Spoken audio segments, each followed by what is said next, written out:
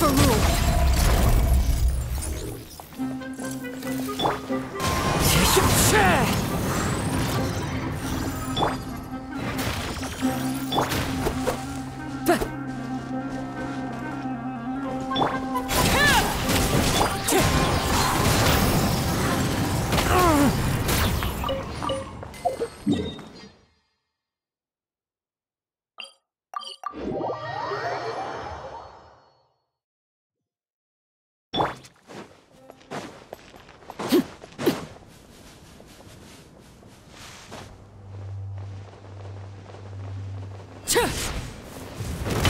Laid bare.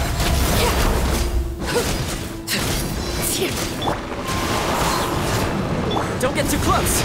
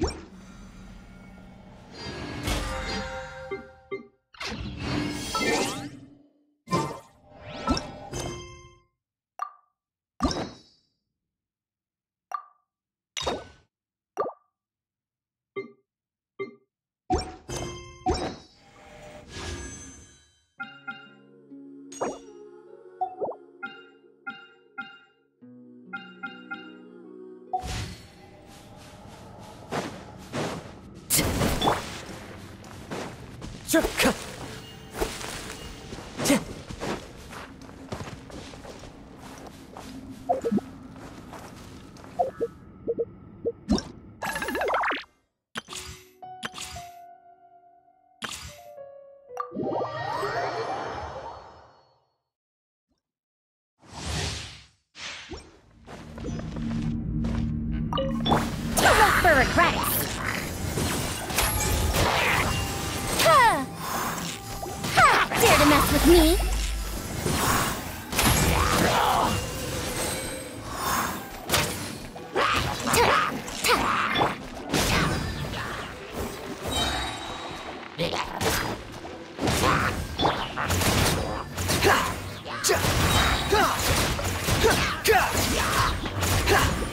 Everybody stand back!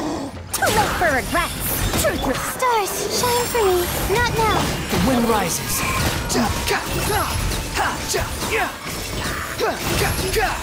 Upon the gale. Search for it. Know your place. Deeper history work. Ears of the storm. Cold. Mine to command. My guidance. Behold.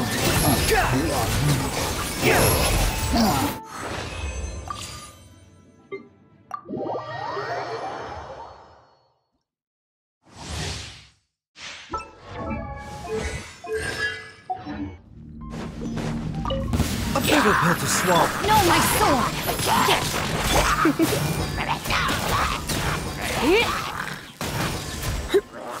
Let me weave you a verse.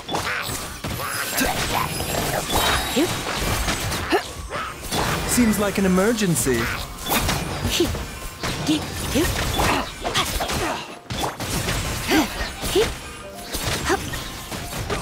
What's it done? Rain outlines your fate. Witness the power of Gugwa. Know my sword. Mind the side effects. Taking a turn for the better.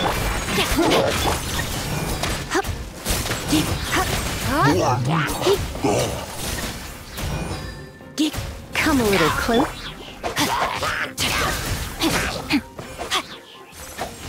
Rain cutter. The doctor will see you. You're in for a little shock.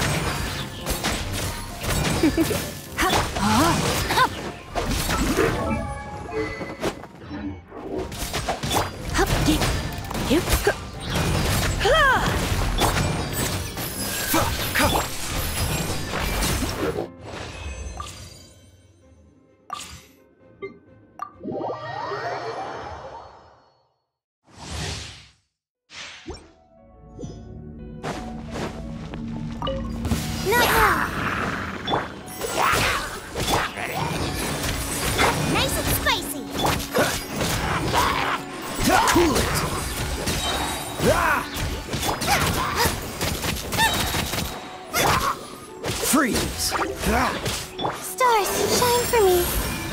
This moment will be frozen in time. You're toast! Cool it! Hi. Hi. Go. Hi. Dodge this! Booba, get the... Don't get frostbite! Hi.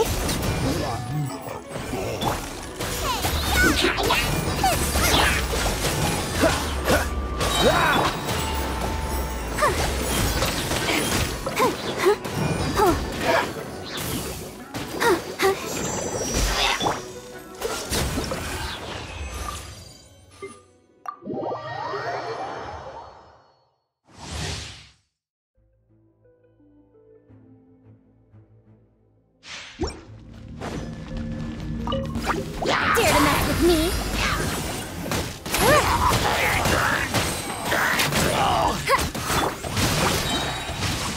Let me weave you a verse. Don't be scared. We'll see about that.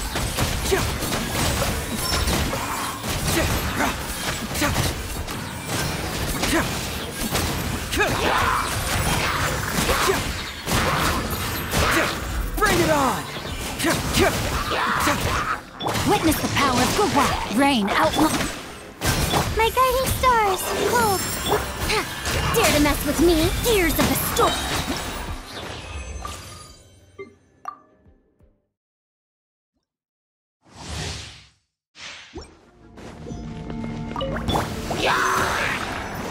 Animal test 6308. By royal decree, Ring cutter.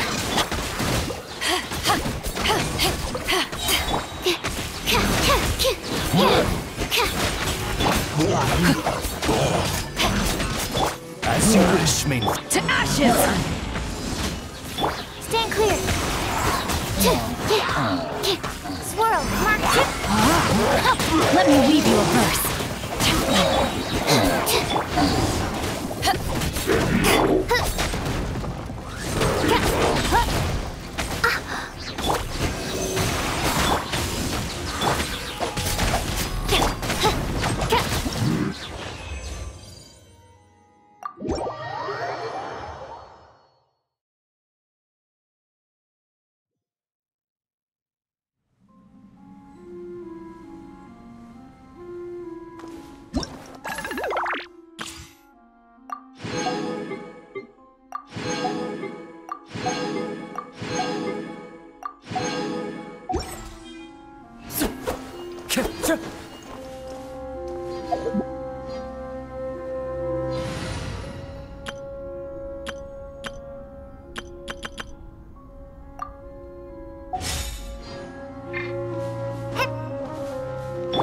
shower me with praise.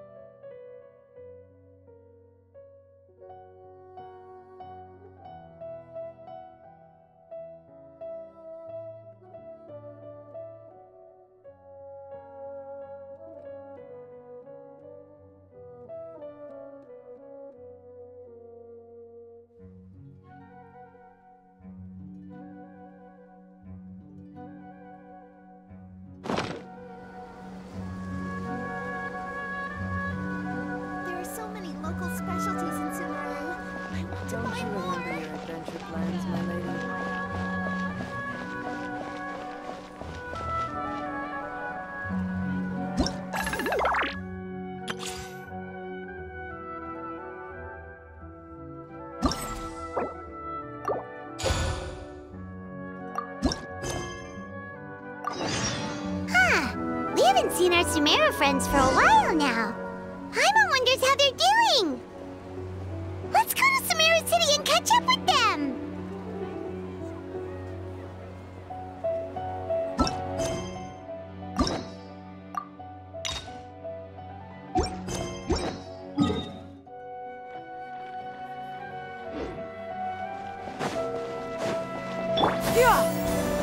Skyward! Scatter!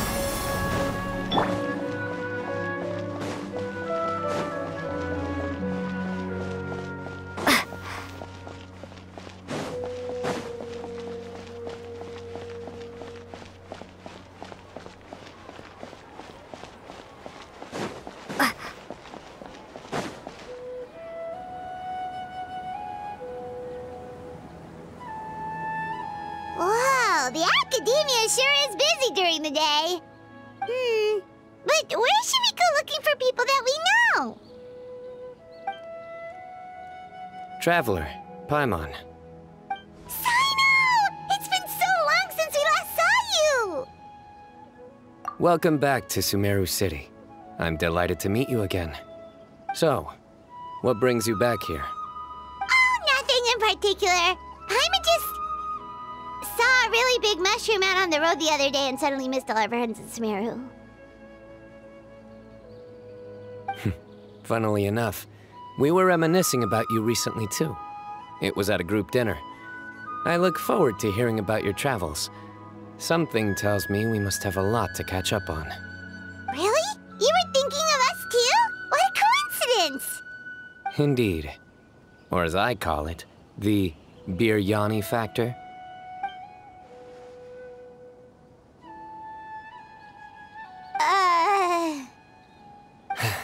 You really want me to say the rest? Okay. It's always rice to meet stew again. Oh, darn, he said it. You like that one, huh? You must if you remember it after all this time. Admit the truth. You have long been in awe of my razor-sharp wit. All right. Here's your 500 Mora. Paimon's never making a bet again. Paimon really thought Sino would be able to hold back on the jokes. They say people can change, but maybe that's just wishful thinking. Ah, so this was technically my fault. In that case, I'll treat you to some sweets later. Anyway, I'm actually investigating a case right now. My mind is focused on work, which is why I didn't complete the joke at first. A case? What happened? Nothing major. But after finding out who was involved, I decided, on reflection, to handle this one myself. Need any help?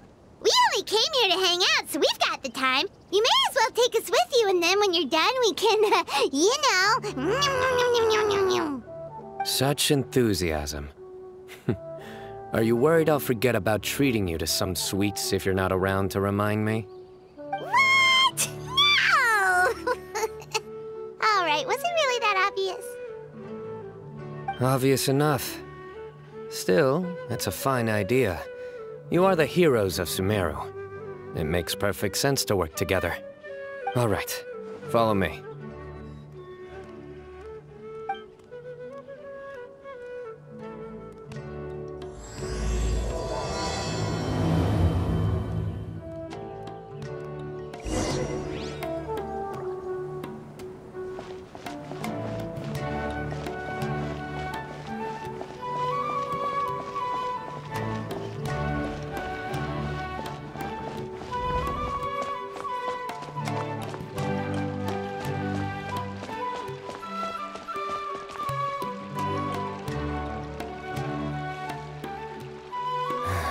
Do you see him? The old man flailing around? Oh, is he the one you wanted to talk to about the case? Correct. His name is Cyrus, a former Spontamod sage. He taught both me and Lisa. Huh? Sino's teacher is in trouble? It's ridiculous. I'm just an old man who enjoys a spot of gardening, shopping, and wine. What sort of person targets an old retiree? Professor, I've brought some friends.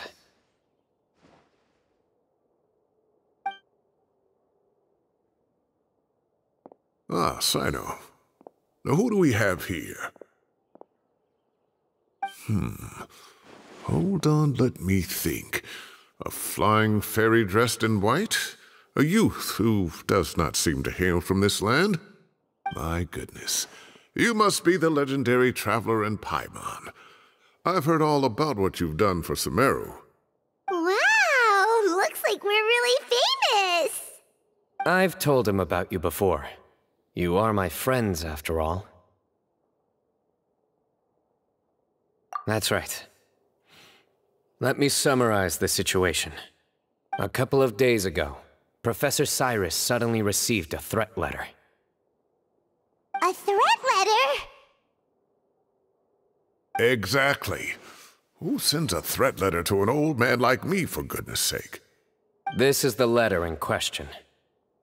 Cyrus, I have uncovered your secret. If you wish to prevent it from going public, leave 10 million mora at the back door of the cafe. Secondly, don't come looking for me. You'll never find me. But I will always be watching you and all of your secrets. Finally, if you dare to report this to the Matra, there will be consequences. Wow, they sure didn't mince their words. Clearly, this person must be desperate for mora. 10 million mora, what a joke. I'm just a single retiree with nothing to my name beyond the tomatoes in my garden. Where do people think I'm hiding 10 million mora, huh? In my tomatoes? There were no witnesses, so currently the letter is all we've got. So, Traveler, Paimon, let's put our heads together. Paimon's ready too! All right, take a look. Do you see anything suspicious?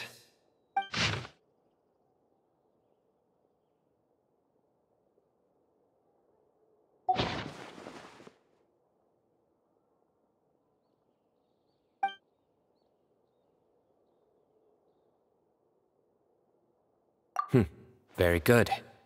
The paper has a rather rough texture. It's not the typical kind you see in most books. Another thing is, some of these strokes look kind of blurry. Could there be an issue with the ink? Possibly. And I bet the paper has something to do with it. Most of the paper around here is much smoother than this, and the ink is absorbed quickly so it doesn't run. This paper, meanwhile, it's very coarse-grained. Almost as if it's made from some sort of plant matter. It's certainly not the same paper as we use in the academia, but the ink is nothing special. Just regular black ink that gets a blue tinge when applied to paper. So do we think the culprit has a connection with the academia or not? Wait, check this out! Looks like this part got wet at some point. Agreed. The staining suggests it was a colored liquid, not plain water. It also looks like it was wiped off with a damp cloth. A colored liquid, so... tea? Wine? Looks like we're thinking along similar lines. Let's go talk to Araf. There are some things I'll need him to take care of.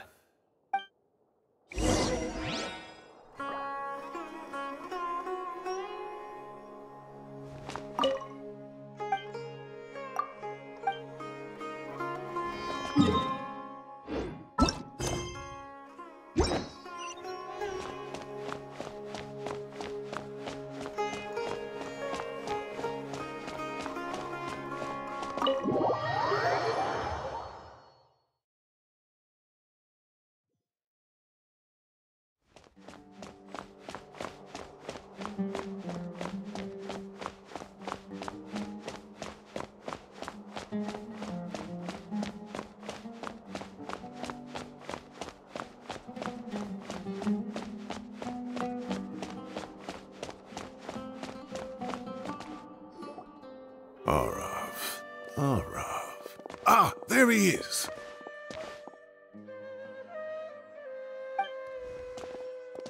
Mahamatra Sino. Sir Cyrus. Ah, and the Traveler and Paimon. It's been a while.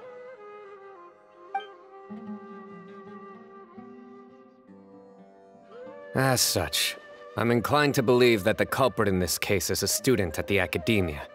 Somebody young and strapped for cash. Oh, one last thing.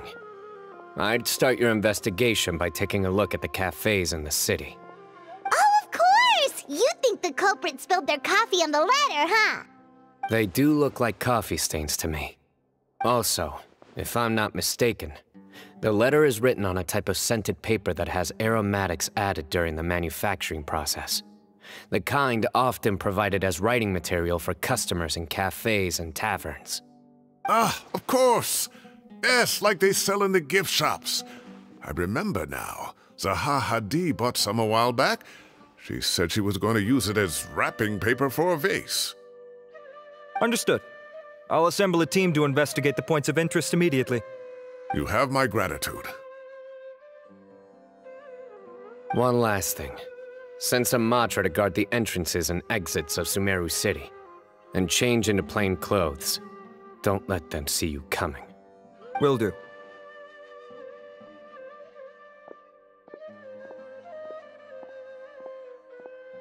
Great thinking, Sino. So, where do we think the culprit's at right now? Yeah, they've probably been lying low at home waiting to see how Cyrus reacts. You're right, Paimon. Really? Which part?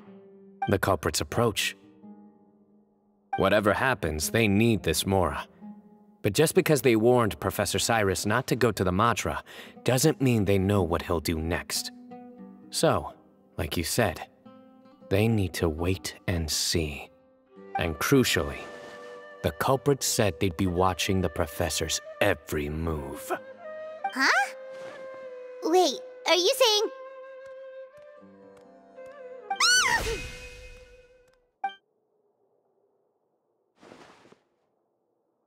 Found you! What are you doing? You wrote the threat letter! I don't know what you're talking about. What threat letter? I sensed someone was watching us from the shadows the moment we entered the House of Dana. You managed to stay relatively well hidden for someone reckless enough to threaten Professor Cyrus. There are a lot of people here, but we were looking specifically for Arav. Whoever followed us the whole way was likely to be the culprit. I was just listening in, that's all. You know something big's going down when Mahamatra Sino shows up, right?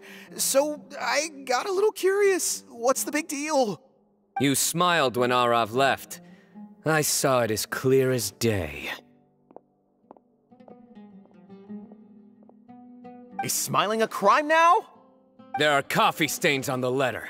You mixed some coffee with water, gently smeared it onto the paper, then wiped it off with a wet cloth.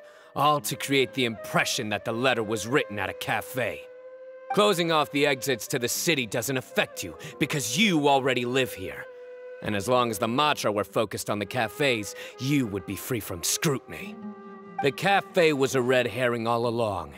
You had to be somewhere where you could monitor the Professor's movements. You can't pin this on me! I haven't done anything! Really? Then why are you shaking like a leaf? The innocent have no reason to fear the Matra. But you, your heart's racing, and your eyelids are twitching. You're a terrible liar. I would never... Don't try anything or you'll pay the price. Now come with me.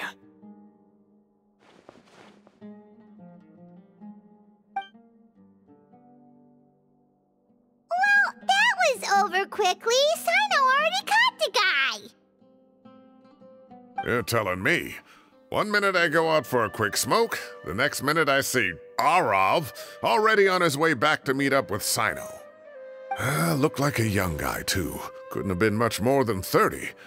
But after what he's done, I'm afraid he's ruined his whole future. Everyone, it's all over.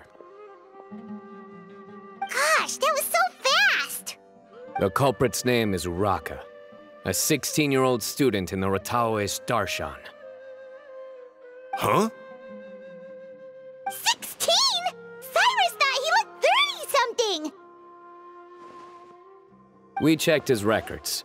He's 16, a third-year student. But he looks so old. Yeah, seriously! Foolish child. He's too young for the criminal life. What the devil drove him down this path? We questioned the culprit regarding his motives. Oh, just spit it out. Nothing can surprise me at this point. Very well.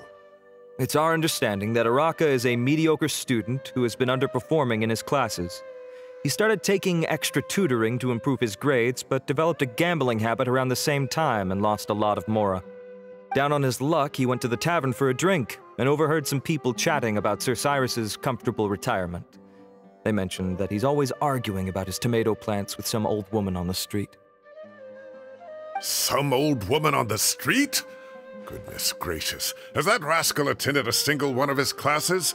That old woman is Kasharwar's very own professor, Zaha Hadi. How can he not know who Zaha Hadi is? Is this going somewhere? Oh, right, yes. So another thing. We don't just argue about tomato plants. And what are they trying to insinuate by comfortable retirement? A man grows a few vegetables and suddenly he's living a life of luxury? Maybe it's more the fact that you have the time to grow vegetables in the first place. Araka mentioned he'd heard a rumor, alleging that Sir Cyrus illegally obtained a large sum of money from the desert before retiring, and kept it for himself instead of reporting it to the academia. Araka believes this money to be the reason why Sir Cyrus hasn't kept up with any academic research or other projects since his retirement. And given your advanced age, he thought you'd be an easy target to blackmail. Oh, Araka. I'm at a loss for words. I'm so angry I don't know where to start. People make up rumors all the time. I am quite confident that Professor Cyrus has never embezzled a mora in his life. Arav, you'll have to find some excuse to interrogate Araka again later. I need you to deliver a few firm fistfuls to him on my behalf. I completely understand how you feel, Sir Cyrus, but I'm afraid that course of action goes against the Matra's principles. Professor, there's no need to be childish about this. Oh, come on. I was clearly joking. Okay. Where does this go from here? The academia will determine the appropriate disciplinary action against the student. And as for the individuals spreading rumors about the professor's obsession with tomatoes and some old woman on the street, there could be a slander case here. The Matra will continue to investigate. Who said I'm obsessed with some old woman on the street? Mind your wording or you'll start a whole new rumor. You seem confused. Oh, don't you understand? Uraka is just a young boy who made a very rash and very stupid decision based on some groundless rumor he heard. Besides, I didn't actually hand over any mora to him. The whole thing sounds a lot worse than it is.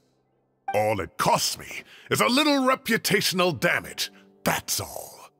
Please rest assured, Professor, that the academia will issue a fair and reasonable punishment. Yes, I have no doubt about that. But as a former educator, I'd still like to have a serious conversation with the boy's parents. Their family lives in the city, yes? Correct. We looked into the family. Both parents are merchants and they're often away on business. They've never taken much of an active role in their children's lives. Oh, what a mess. You don't have to seal the evidence away yet, do you? I'd like to have that letter back for the time being, if possible. I need something concrete for when I talk to the family tonight. We have to show them how serious this situation is. The relevant authorities have already reviewed the evidence and are now discussing Araka's punishment. You can hold on to the letter for now. Just make sure to return it within a couple of days. Oh, so you'll be able to close the case in 2 days. Give or take. Cases like this are quick to resolve. Very good. Well, thank you for all your help. Perhaps we can all go for a meal together. Oh, my treat, of course. My apologies, Sir Cyrus, but I have a prior commitment. Enjoy the meal, everyone. Ah, I see. Well, that's a pity. But Cyno, you have to come. You found the culprit at record speed, and I owe you for that. Ah, and isn't Tighnari in town at the moment? Bring him along, too. Wait, you mean Tighnari's in the city? He is. Tighnari's master, Sir Nephis, called him and Kale to the Academia to help out on a project. They should be at Nephis's office at this hour. Though I must say, I'm surprised you're extending an invitation to Tighnari. Did you do something to offend Sir Nephis? Don't be outrageous. Nephis offends me all the time. It's never the other way around. Anyway, hurry up and fetch Tighnari. I'll head over to the tavern with the Traveler and Paimon. See you there. Go on now. Don't keep us waiting.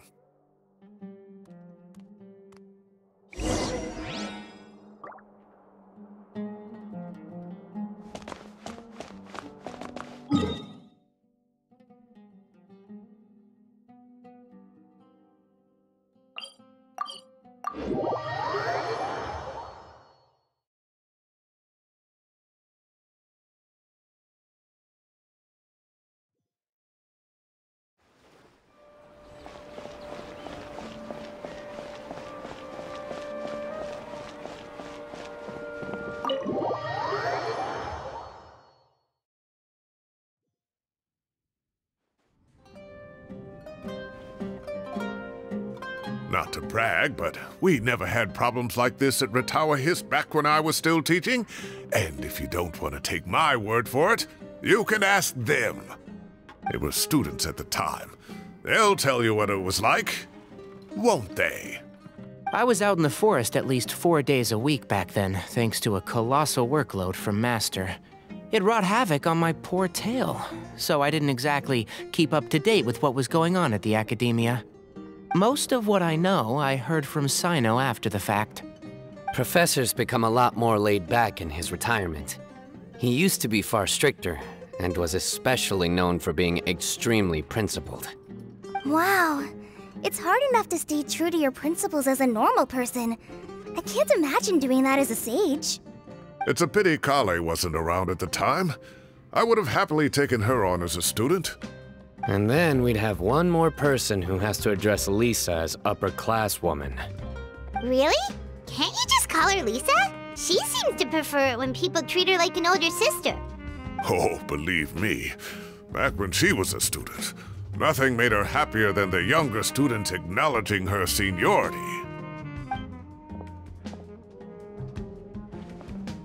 Whoa, more food? Are you sure about this? We don't want to take advantage. Oh, don't worry about it. Order whatever you like. And if it's not enough, order some more.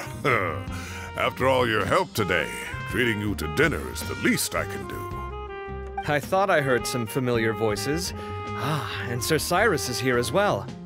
Oh, Kaveh, it's been a while. Zahahadi was talking about you last month. How have you been? I've been all right, thank you. You're looking very well, sir. I'm glad to see it. Have you eaten yet? Care to join us? That's awfully kind of you, but I had a late lunch, so I'm not really hungry just yet. I'll have dinner a little bit later tonight. I just came to Lombard's to buy some wine, and when I heard some voices I recognized, I thought I'd come and say hello. So what's the occasion, anyway? Some sort of celebration? Consolation, more like. You wouldn't believe the day I've had.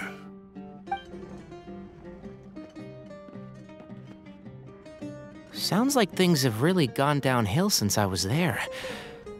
My whole time as a student, I've never heard of anything remotely like that. I can't believe how young the guy is.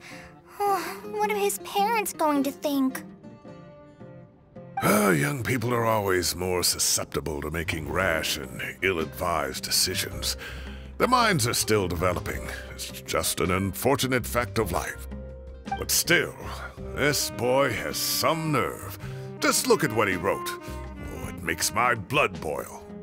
Wow, yeah. Jeez. I will always be watching you and all of your secrets. And then he just followed you into the house of Dana? If this were my son, he'd get the scolding of a lifetime. Oh. Luckily, I'm also an extremely principled person. Kave! Your order's ready, sir! Coming. I'll have to get going.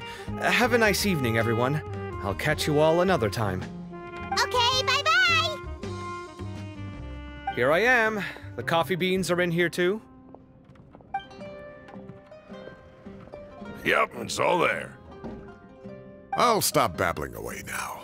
Let's eat before the food gets cold.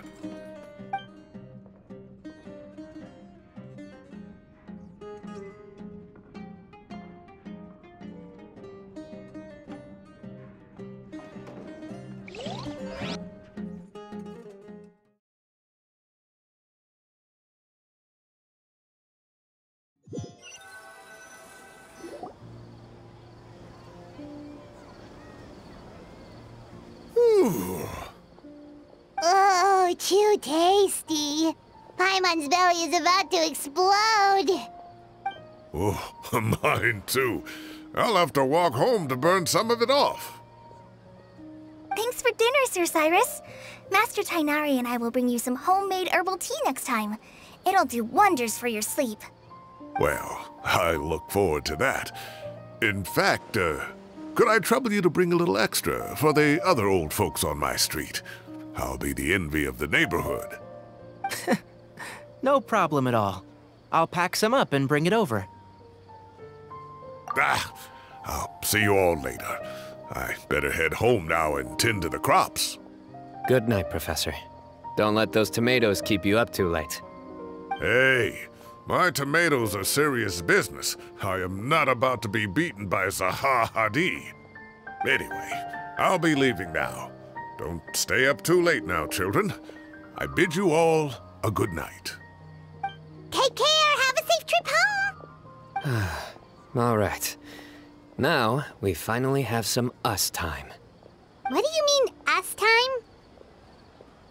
Well, I was talking with Tighnari and Kale, and since we all have some free time, we thought we could all go camping together. Think of it as our way of welcoming you back to Sumeru. Camping? Oh, that sounds fun. Paimon's in! Wait, no! That's my job! Don't take it away from me. Why don't you and Paimon help out Master or Sino? You don't have to play the hero when you're out with us. This is your chance to just, you know, laze around and switch off for a bit. Everyone, let's meet tomorrow afternoon at the riverbank to the southeast of Gandharvaville. No need to bring anything. We've already packed everything for the trip. Just bring your delightful selves and prepare to have some fun. You got it! We'll be there! Great. Then we'll see you tomorrow.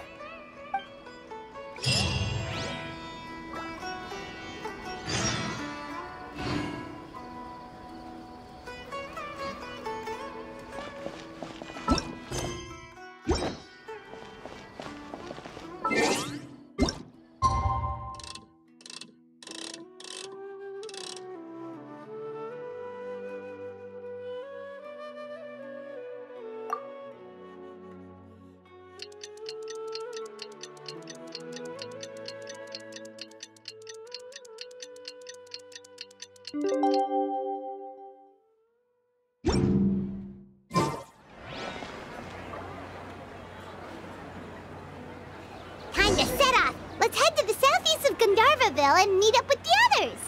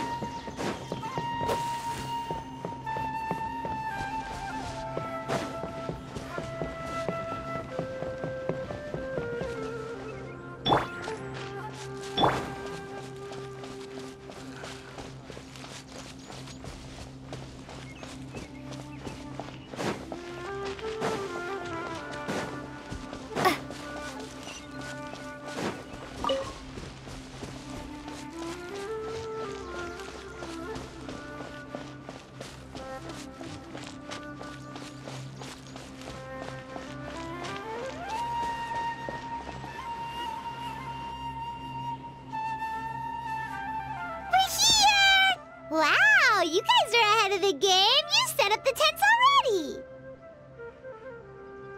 I'd say we're right about on schedule, actually. We were aiming to have them set up before you arrived. Traveler, Paimon, let's go fishing together. Whatever we catch, we can grill for dinner tonight. You got it. Dinner's on us tonight.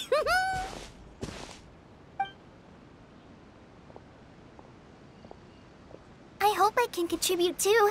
The other forest watchers gave me some fishing tips a little while ago. I'm really looking forward to giving them a try.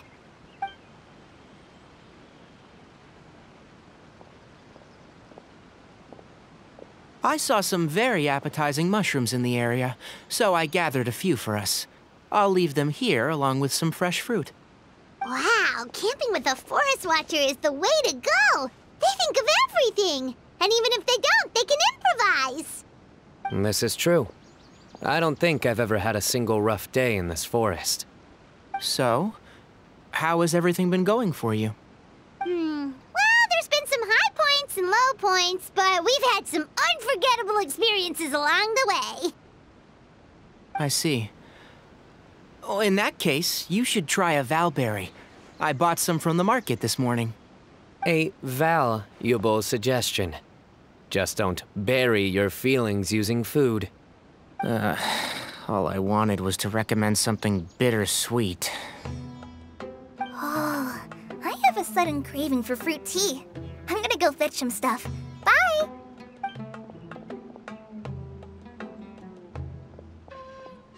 She sure made a run for it.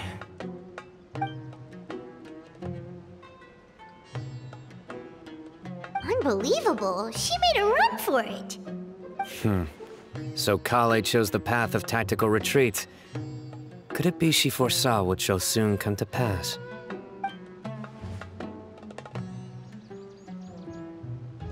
My dear friend, you know what I am about to say.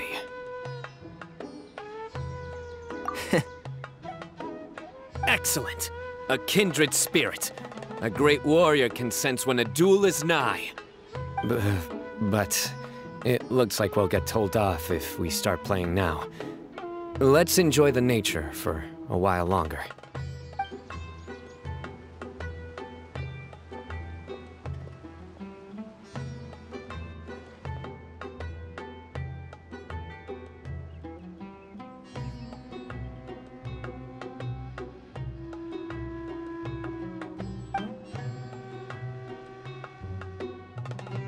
We got a bite! I'll reel it in.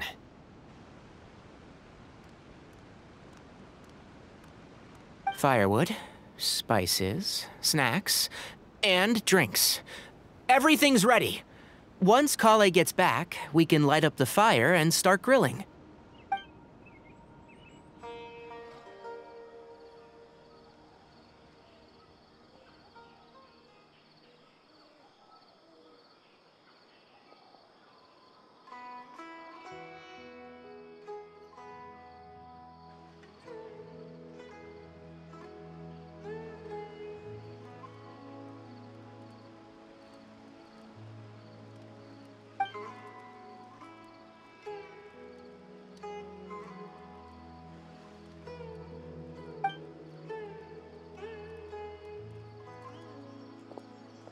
There are 3 tents.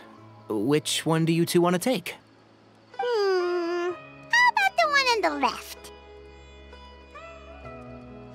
Well, Paimon just thinks the ambiance here is a little better. True. But it's also the closest to the water. If there are any sleepwalking fungi around tonight, they might stumble into your tent. Well, that's no good. Take my weapon. You can use it to bar the entrance. Anyone would think you were sealing the gates to King Deshret's mausoleum. Excellent. Then this tent will be an impenetrable fortress. I'm back! How's your appetites? Ready for the barbecue? Always.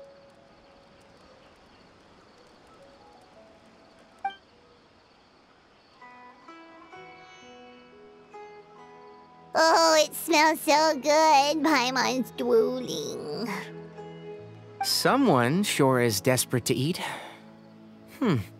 I think it's time to add the seasoning. How do you like your skewers? Well done? Medium? Rare? Wait, what? Isn't that just for steaks?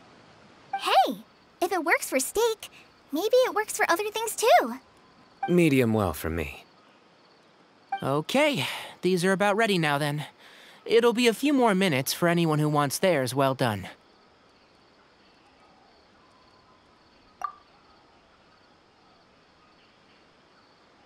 Oh, that was so delicious. If Paimon's stomach had space, she'd eat 3 more skewers. I ate a lot too. Here comes the food coma. If you're tired, then go rest. You must be getting sleepy too, Paimon. Why don't you guys head to your tents? Sino and I will clean up. Tonight I show you mercy. Our sacred duel will take place another day.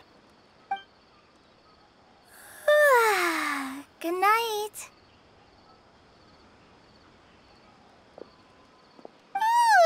Paimon's struggling to keep her eyes open.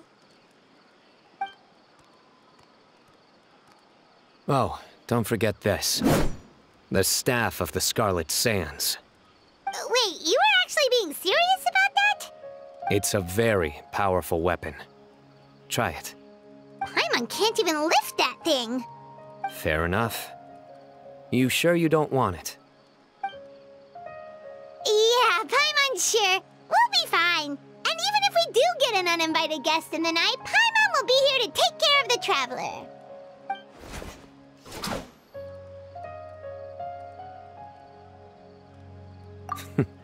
That reminds me of a parting king of invocations. I'll tell you about it tomorrow.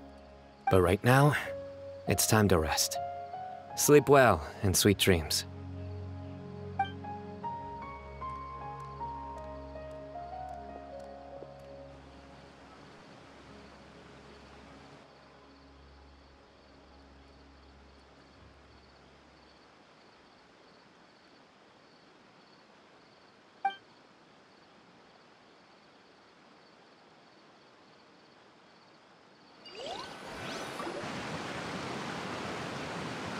I think they should all be here.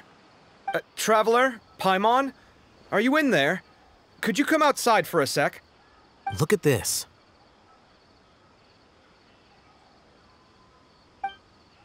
What the? What's this sword doing here? Is it supposed to keep out intruders? Evidently. What? Who is it? Oh, what time do you call this?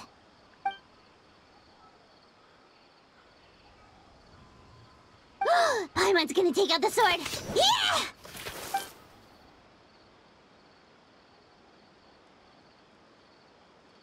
Oh, hey them, Kaveh! What are you doing here? It's the middle of the night!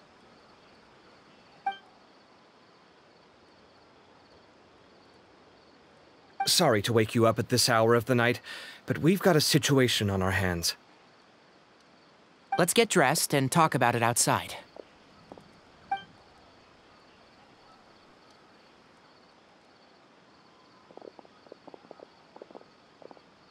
Something has come up. And since it pertains to Cyrus and Sino, I deemed it essential to inform you all.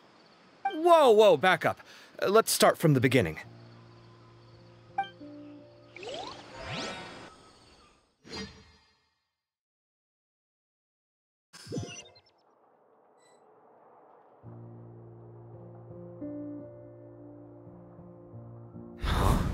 Where'd the wine cups go? I could have sworn I left them here after I washed them. Ah, there they are. I'll have a cup too.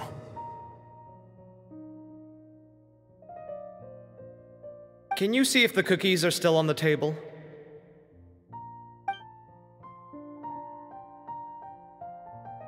They are. And so are the fruits.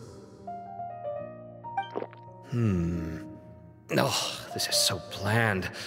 I should have gotten a few bottles of what Sino's group was drinking last night. Do tell. What were they drinking? Oh, right, I forgot to mention. So, I ran into Cyrus yesterday evening when I went to the tavern to pick up some things. He was hosting a dinner for Cyno, Tighnari, Kale, and the Traveler and Paimon. Anyway, they got a bottle of Lombard's new vintage for the table. At least, I think that's what it was. It looked pretty good. Sounds like they're all tangled up in this. You know what it's about, right? 16-year-old kid tried to extort Cyrus. He was asking for 10 million mora. I heard some people talking about it on the streets, yes. Didn't take them long to catch the culprit. The sages are probably dealing with the case by now. I wonder what Sir Nephis and the others will make of it. Oh, Cyrus showed me the extortion letter, too. It was crudely written, but the paper had this beautiful pattern on it that I've never seen before. Really caught my eye. Give me a sec, I'll sketch it out for you.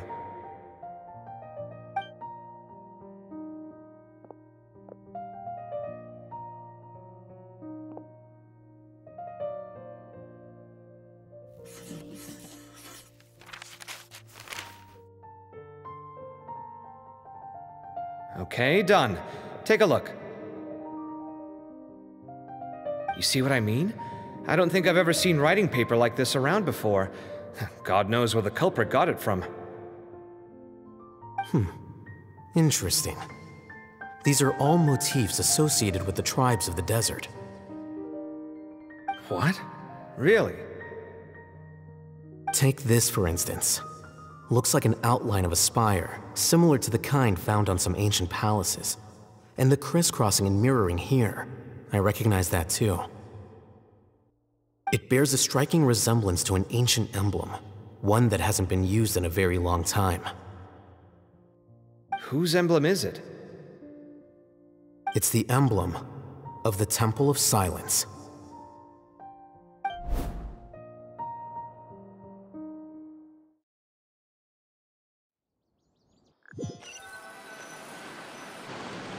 After discussing it with each other, we both agreed that something didn't feel right, so we went looking for you. This was a long way to come from the city. Alhaitham figured you were probably with Tighnari, so Gandharvaville was our first stop, but the Forest Watchers told us that you'd gone camping. Then, just as we were heading off to the campsite, we ran into Cyno. He said he was on a supply run. We exchanged a few words, and then he ran off. Hold on, so what's the deal with that emblem you were talking about? The Temple of Silence, you said? What is that? Should we be worried? Is everything okay? Give me a second. Let me get Kale.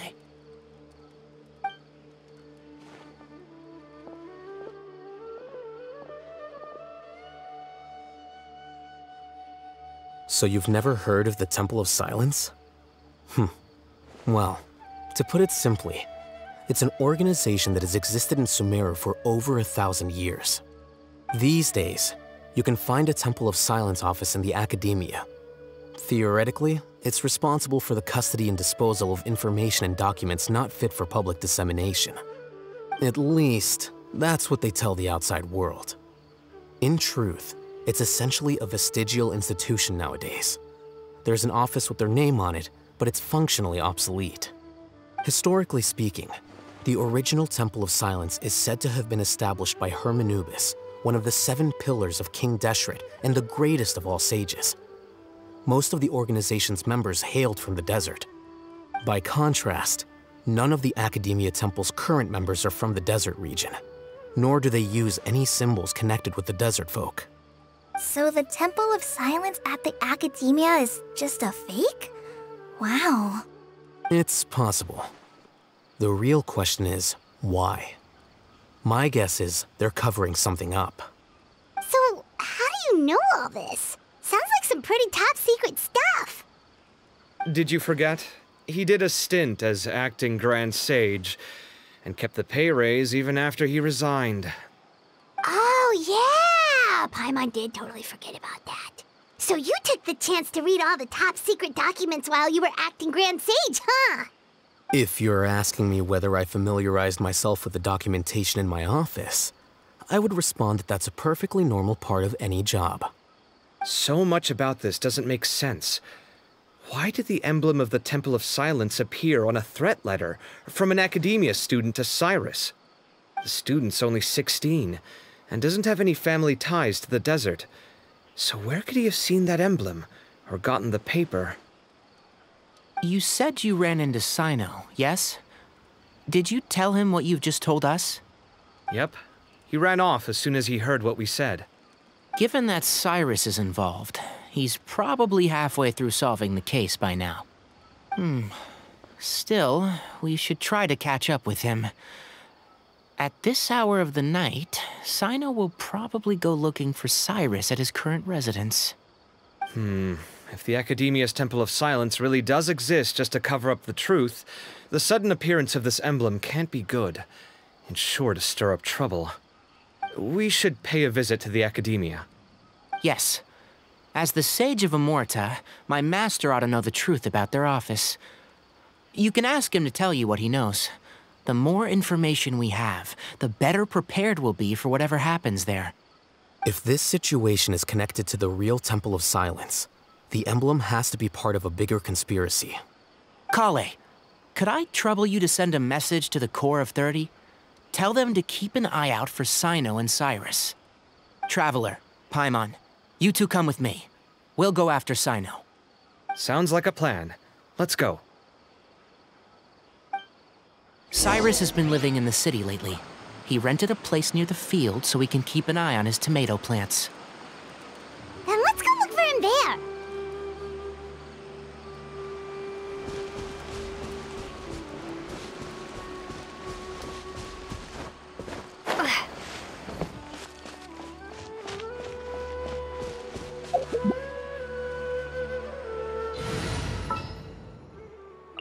There are still so many places for us to explore.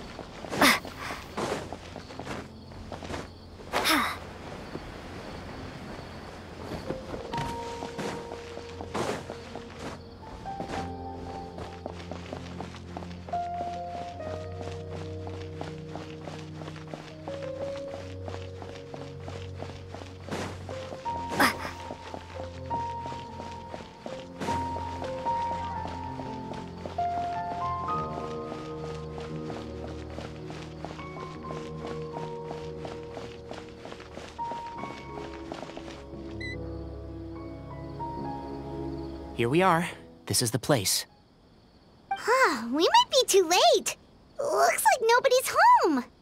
Oh, Cyno moves fast. If he was here, he's probably long gone by now. I know that voice. Is that Tainari I hear? Ah! Professor Zahahadi! Wow, so it really is you. My goodness, whatever is going on tonight? We're looking for Cyno. So, he's already been here. Yes, not long ago, in fact. He knocked on my door and asked if I'd seen Cyrus today at all. I told him the old fool left early this morning, and I hadn't heard him come back. So we went to his place, and would you believe it? He's gone. Goodness knows where to. It must have alarmed Cyno, because he took off in an awful hurry after that. He never did explain what this was all about. How serious is it? Well, if Cyrus isn't at home... Oh, it sure doesn't sound good. Professor, did you hear that a student recently tried to extort Cyrus? Why, yes. When I left the house that day, I noticed he was watering his flowers in the field in complete silence. He had a piece of paper clutched in his hand, and he looked lost in thought. I could tell something was troubling him, but he wouldn't tell me what it was. If Cyno hadn't happened to visit him that day, he'd probably still be holding on to that thing. After seeing the letter, Cyno told him to contact the Core of 30, but Cyrus was very reluctant. He claimed it would only damage his reputation. Eventually, he relented, after much persuasion from Cyno. Huh? Cyrus didn't want to report it? Well, that's strange. When we saw him, he seemed pretty okay with the idea of the kid getting his just desserts. As a former sage, it's possible Cyrus still has enemies at the Academia. That's why Cyno was so insistent that he report the matter to the authorities. I was there while they were going back and forth over it. So Cyrus initially hoped to stop this from going public. But why?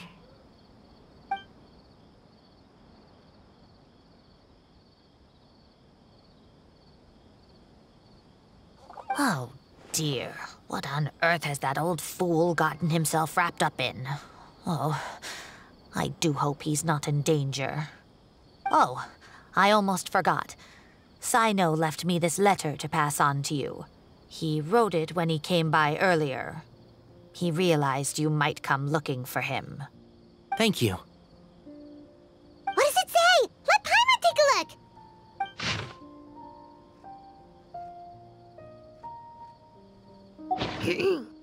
My friends, this is a rather complicated state of affair. Unfortunately, I cannot disclose more than that.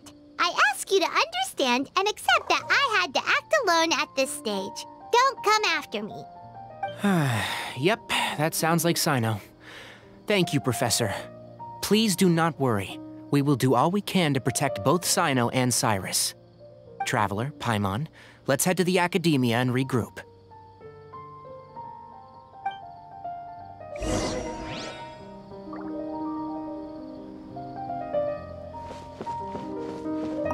I can't believe this is happening to Cyrus of all people. How does a man of his age end up at the center of all this fuss? He always seemed so carefree. Cyno and his friends visit him on a regular basis, and there's never any drama. I honestly thought he lived a worry-free life. We've had our quarrels, but it's always over the silliest little things. Now he's in real trouble. I just wish there was some way I could help. And, oh, what about our tomato growing contest? He has to see it through. His plants are doing so well, but they need their gardener to come back safe and sound. Oh, Cyrus, you've given me a real fright this time.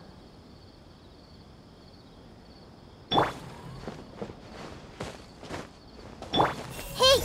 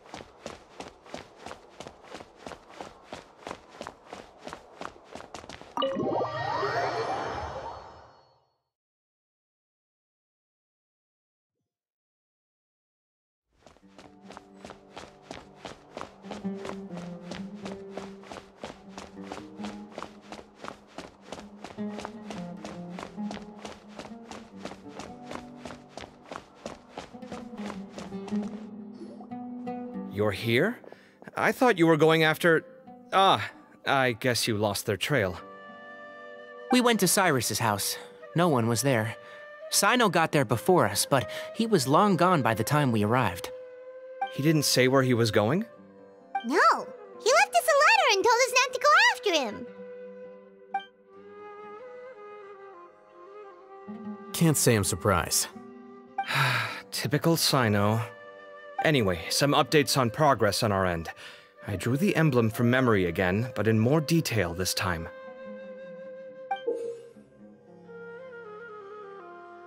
I checked some ancient texts for a similar design. The one I found was a little blurry, but the similarities in the general form and certain details were clear enough to confirm a match. Yeah, and we're lucky we found anything at all. It turns out the emblem was all but lost to history. We scoured the entire Academia collection, and that book was the only one with a record of the motif. Meanwhile, Arav managed to get Uraka to disclose his source. The one who told him about Cyrus's embezzled funds was a young man from the desert. According to Uraka, he had a striking presence and was well educated. Apparently, the two met in the tavern over a game of cards. The guy claimed to be in the city for business, as part of a merchant caravan. Uraka was intrigued when he heard what his new acquaintance had to say, and brought up the idea of extorting Cyrus for Mora. The guy encouraged him to go ahead with it, then handed him some pen and paper to write the letter. I see. So it could be that this person planted the paper intentionally. So, how do we find this guy? Did Uraka say where he is? He doesn't know. He claims not to have seen him since that day in the tavern. The man gave him some tips on how to carry out the extortion, but from then on, Uraka was acting alone. Nephis and Arav have gone to meet the Core of 30 and review the city's entry and exit records. Also, Nephis admitted that the Temple of Silence in the Academia is just a facade.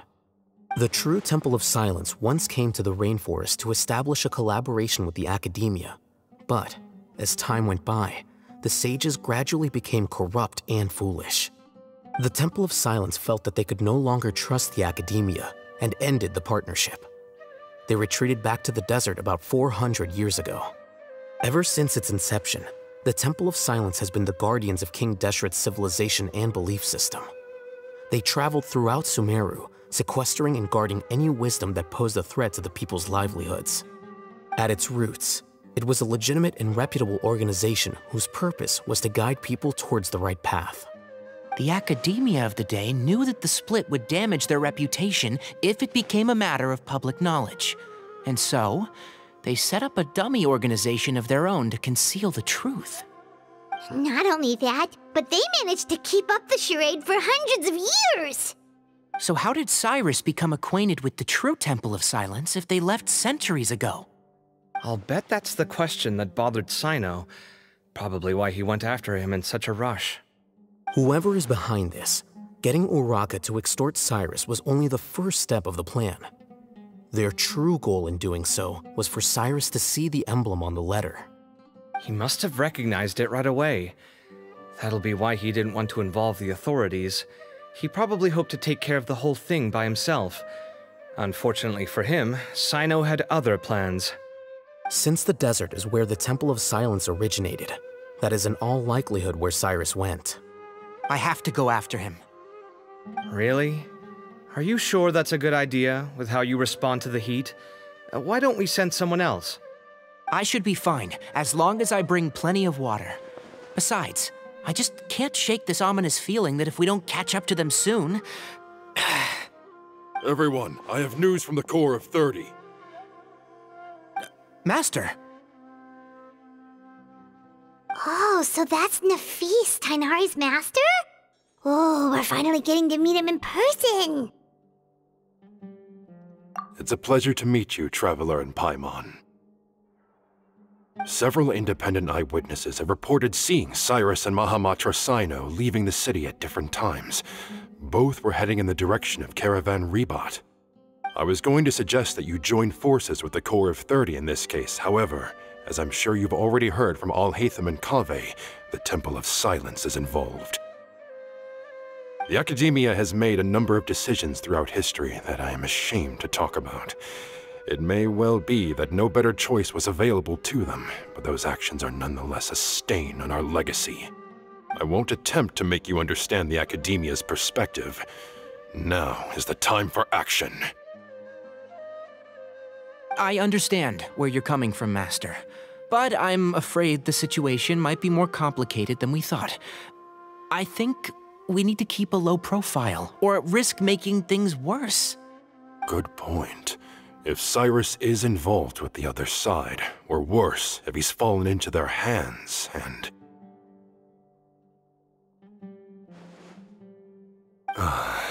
Everyone, we have to get Cyrus and Cyno back safely. We cannot afford to lose them. Need our help? Whatever you need, we got you covered. Really? Wonderful. You have my most sincere gratitude. Arav and I will continue to follow up on the lead from Uraka. Kaveh, Scribe Alhaitham, I'd like to ask you to cover the duties of the House of Dana. Tighnari, you are planning to go into the desert, correct? I am. Kaveh, I'll be okay. You stay behind to help Master and Alhaitham. Well, if you're sure... okay. But be careful. Thank you all. Arav, let's go! You'd better get moving. Don't forget to ask for help when you need it. Will do. Let's go, Tighnari. Hopefully we can catch up with Cyno before it's too late. Knowing him, he's probably covered a fair distance already, but we still have a shot. Let's take it.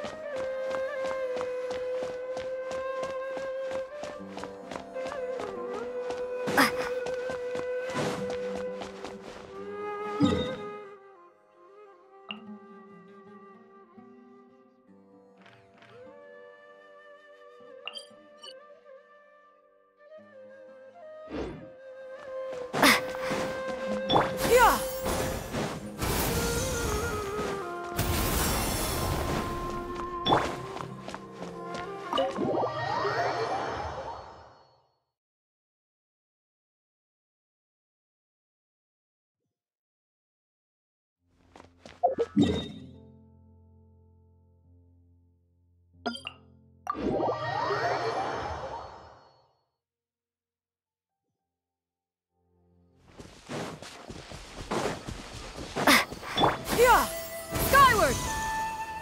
Scatter!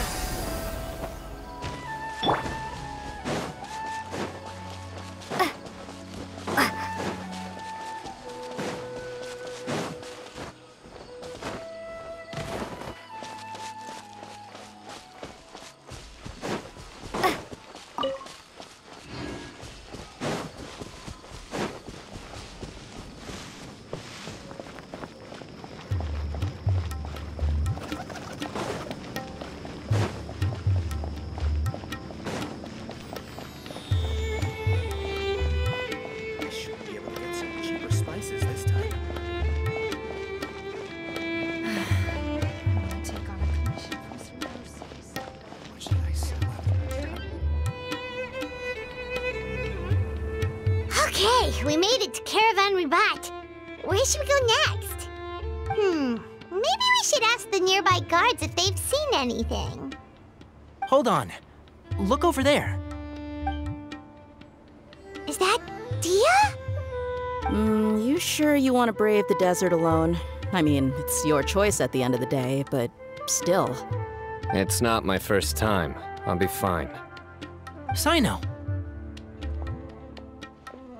If you're really going to go through with this, then at least take our advice.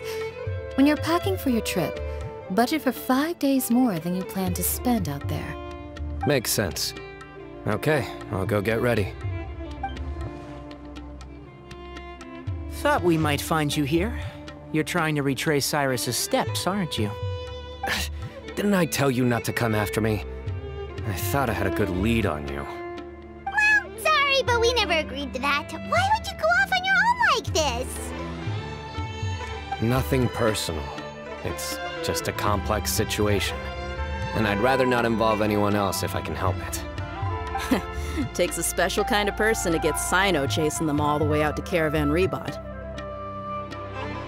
But why so coy today, huh? You only gave us his age and description. Why can't you reveal his name? Is he Sumeru's most wanted or something? Oh, also, hey guys, it's been a while. Dia and Candace! So nice to see you. Actually, seeing all of our friends is the whole reason we're here. You're looking well. Glad to see it. Candace and I came to Caravan Rebot on business. We ran into Cyno as he was asking about some elderly gentleman's whereabouts. Some people say they saw him. Guess he stood out as an older guy heading into the desert alone with just a sumpter beast in tow and very few supplies. That's gotta be one heck of a story there. Cyno, it's okay if you can't tell us anything about the case, but let us know how we can support you. We're here to help however you need. The more people we have working on this, the quicker we'll be able to find the person you seek. No, it's not that simple. If I'm right, he'll be doing everything he can to avoid us. We spoke with Zaha Hadid. From what she said, it's pretty clear that he wants to try and solve this on his own. It won't be easy trying to find him in the desert when he's deliberately trying to cover his tracks. Sounds like this is far more complex than we imagined. Still, if he started from Caravan Rebot, the chances are that his route took him past our village. You may as well ask if anyone there has seen him. My thanks to you both. Once this is resolved, I will find a way to repay you. Ah, come on. No need to get all serious. Just buy a round of drinks next time we're all in the city or something. That's a deal. All right, so, you all set? Yes, we'll handle it from here. Thank you again for your help. I don't take it for granted. All right, then we'll leave you to it. Just remember, if you change your mind and need some reinforcements, we'll be here. And don't think you'd be imposing. You can depend on us. Don't worry, we'll keep him out of trouble.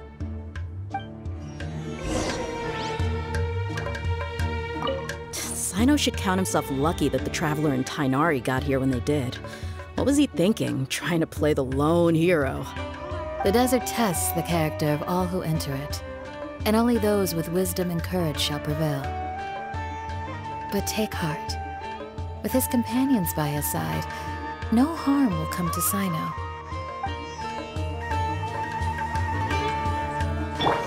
I see everything! Whatever they're getting themselves into, I just hope it isn't too dangerous. Get home safe, everyone.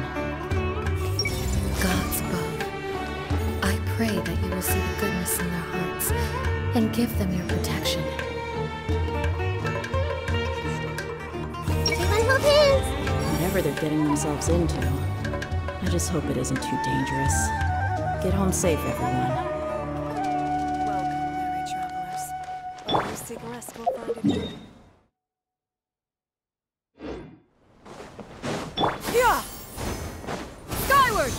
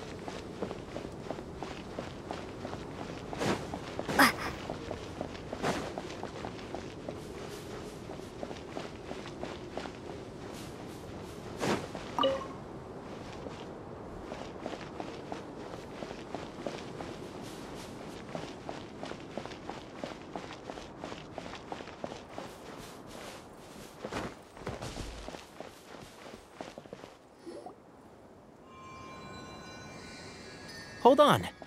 There's a few things I'd like to clear up. Go on. So, after you left the campsite, we had a longer talk.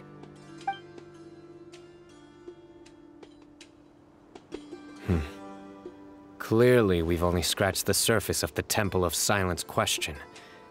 It doesn't surprise me at all that the one in the Academia is a fake. Do you have any connection with the Temple of Silence? I do. I trust you're all aware of the spirit that gives me my power. Hermanubis, the original founder of the Temple of Silence. Due to my unique constitution, I was put through a number of trials in the desert when I was younger. Later, I met the professor, and he brought me to Sumeru City. But my memory of that time is hazy. I can't recall much. It's a good thing that Kaveh noticed the emblem on the letter. Without that, I don't know if we would have connected the dots and realized there was more to this case than mere extortion. I did not recognize that symbol at all. Whether that's because I've never seen it, or because my memory fails me, it's hard to say. Yeah, you're right. Thank goodness for Kaveh, and for Alhaitham's diligence during his time as acting Grand Sage. But Cyrus must have recognized it right away, right? Otherwise, he wouldn't have had any qualms about you reporting it. Oh, maybe his connection to the Temple of Silence goes even deeper than yours. I suspect so too. Professor has never once mentioned the Temple of Silence in conversation. And whenever the conversation turns to Hermanubis and the concept of spirit indwelling, he avoids going into any depth. Well, speaking of avoiding things, you do realize, don't you, now that we've caught up with you, you're stuck with us for the rest of the way. I am aware. And I have accepted it. Or rather, I don't see how I could manage to ditch you en route, so I might as well accept that you're coming with me. That's right. Fact is, we're coming with you whether you like it or not, so the best option now is to try to look out for each other. Ha! Fair enough. Then at least let me buy you a drink once we're back in the city. Works for me. All right, off we go. Let's start by seeing what the guards here can tell us.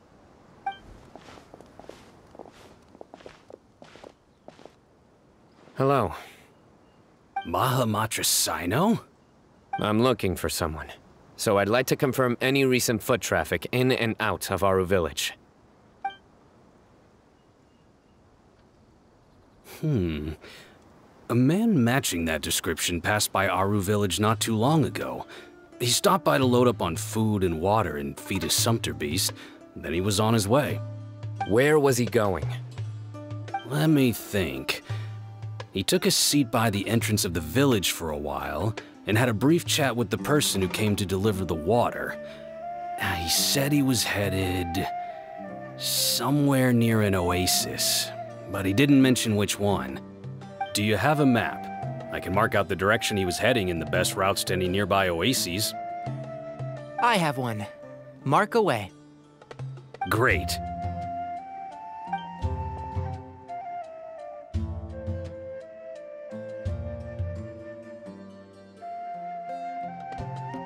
There you go. Thank you so much. You were a great help. You've got a really good memory. You're quite welcome. Just doing my job. Best of luck. I hope you find him soon.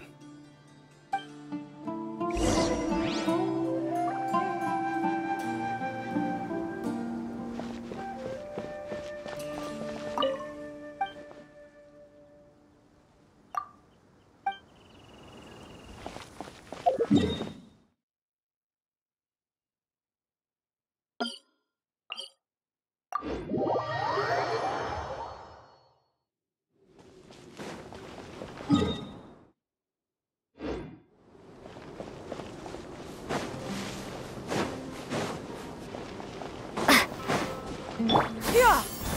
Skyward! Scatter! Incoming!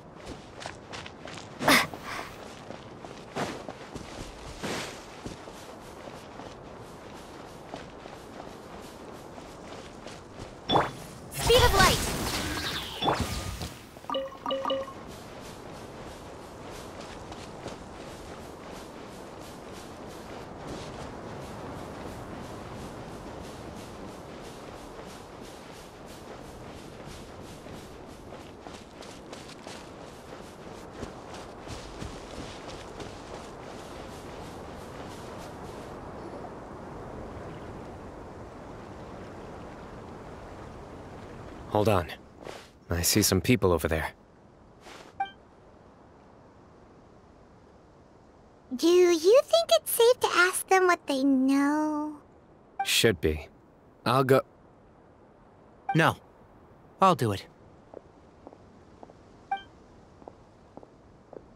Huh? Why can't Cyno go talk to them? What difference does it make? Given my background, appearance, and the way I dress, I might not be the most welcome visitor here. Just in case, it's probably better to let a more neutral party handle things.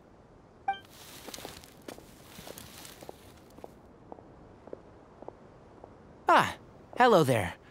I hope I'm not interrupting. My friend and I are looking for an elderly man who's gone missing around these parts. Any chance I could ask you a couple of questions? Oh, a missing person, huh? Sure. What do you want to know? I'm just wondering if you've seen him. Let me give you the details.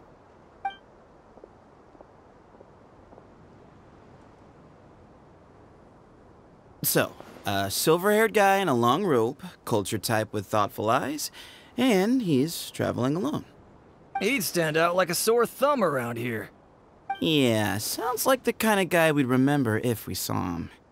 He's looking behind me.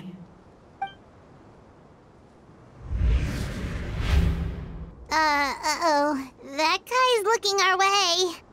Your friend over there stands out a lot, too.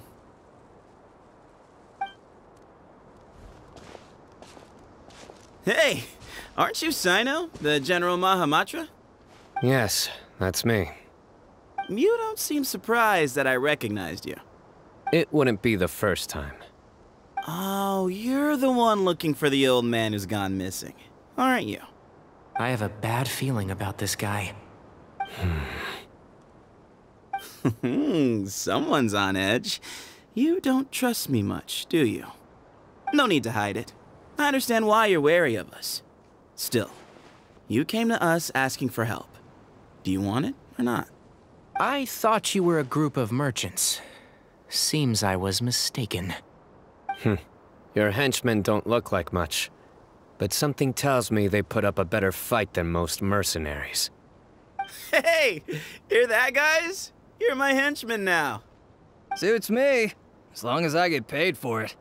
Just cut to the chase already. I'm running out of patience.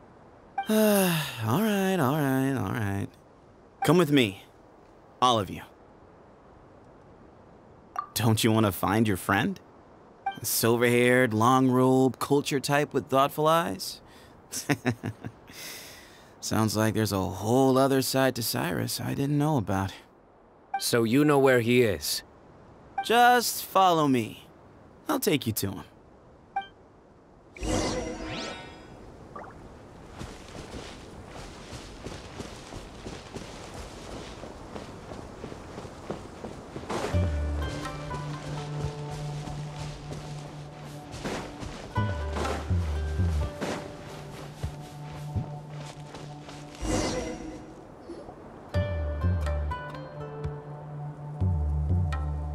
And here. What? Where are you looking? There's nothing here. Please step back. Whoa, something's coming out of the ground! What is this enormous building doing here? And how was it so well hidden? King Deshret's technology? Wait, so... Hold on, who are you guys really? Is this the Temple of Silence? So you're a member? All good questions. There'll be plenty of time to address them later.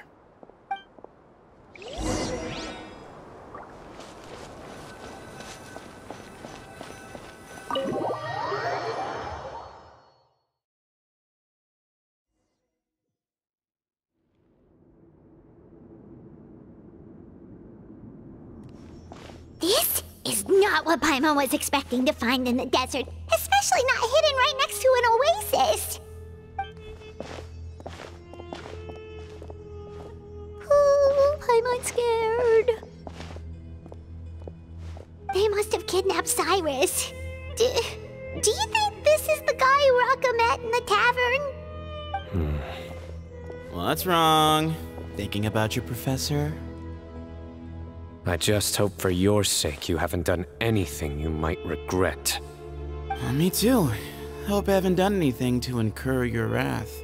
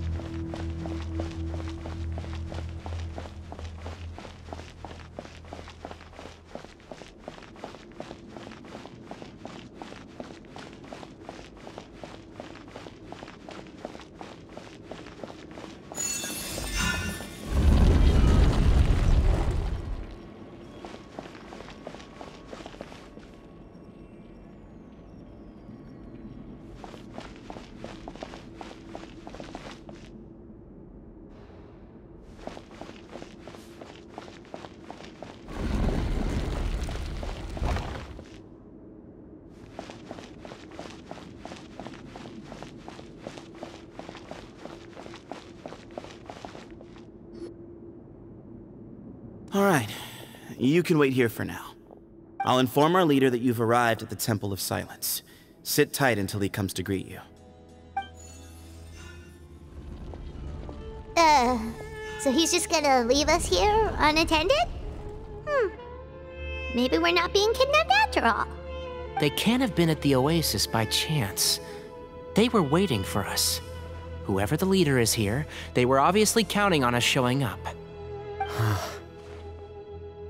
So this is the Temple of Silence.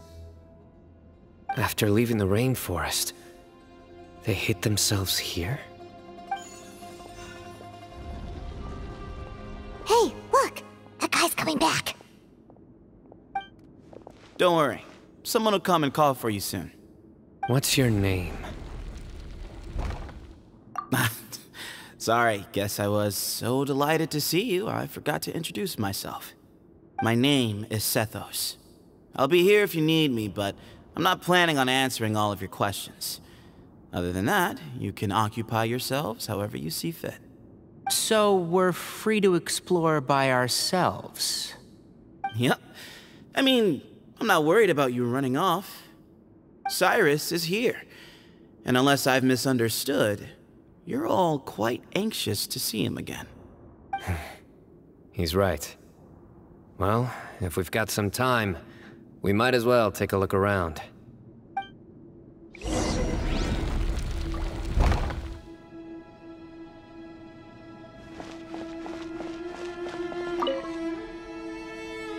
Sethos! Have you got some time to chat? Sure. Although, I'm assuming by chat, you mean you have questions for me? I don't blame you. Anyone else would. Not often. The Temple of Silence is a place of quiet and solitude. We don't get too many visitors. Yes, that was me. Although, tricked is a stretch. He was asking everyone in the tavern about ways to make some easy money. He insisted that nothing was off the table, even if it broke the law. So, I told him that Cyrus had embezzled a large sum of mora from the desert. So you framed Cyrus for a crime that he did not commit? No. That's not entirely true. Let me jog your memory. The letter just said that he had uncovered Cyrus's secret. It didn't say what secret that was. Of course, Uraka was a great accomplice, really. Very cooperative with a little bit of wine in him. Did exactly what he was told.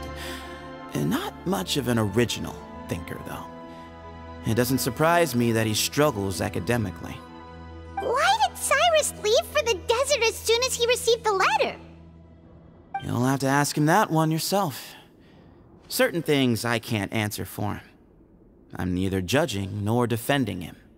All you need to know is that he recognized our emblem, and it was his own choice to take the bait. What kind of question is that? He's the General Mahamatra. Everyone in Sumeru knows who he is. Right, but back at the Oasis, you can't have known who he was for sure, or you wouldn't have asked him. So, what we're really asking is, have you never seen him in person before? I've lived in the desert my whole life. Guess you could say I've never had the pleasure. Ugh, why does Paimon feel like this guy's not being straight with us? Come on, we've only just met. If I give you all the answers up front, you'll have nothing left to look forward to. Nope, not once. Really? I have no need to go there. Not when the taverns are full of the Urakas of this world. Besides, we're well aware of what goes on at that place. Spies? It's not as clandestine as that.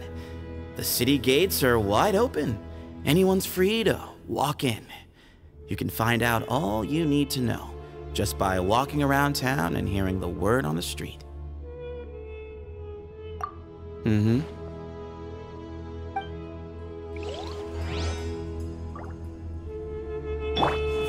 These guys clearly care a lot about each other. This is a long way for them all to come. Hey, Seth. Sure. Although, I'm assuming by not often. The Temple of Silence is a place of quiet and solitude. Mm-hmm.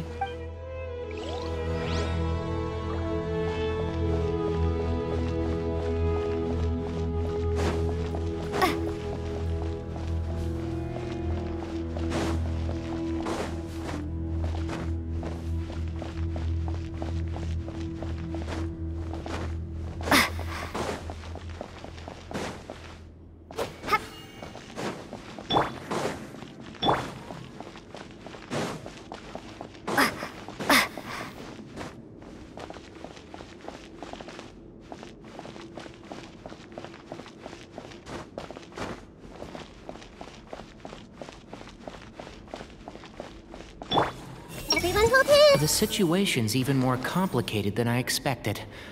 I should make sure I know the way out before we go any further. Professor. I never imagined that the true Temple of Silence would be hidden somewhere like this. We've passed through these parts before, but never noticed anything. That's King Deshret's technology for you, I guess. It borders on the miraculous. Amazing to think that it's been preserved intact all this time. We should be wary of our hosts. Still, at this point, we can be confident that the professor is safe and sound, so that's something.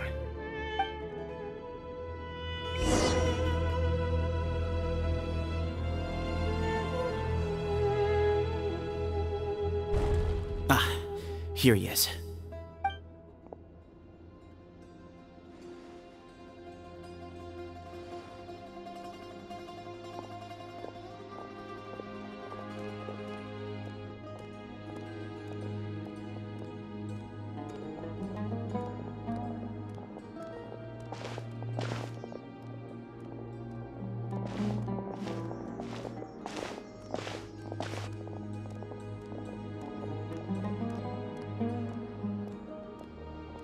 Grandfather, the person you wish to see is here. Well done, Sethos. Greetings, one and all. I am Ba Moon, the current leader of the Temple of Silence. I know why you are here, and I thank you for your patience. Bring him out.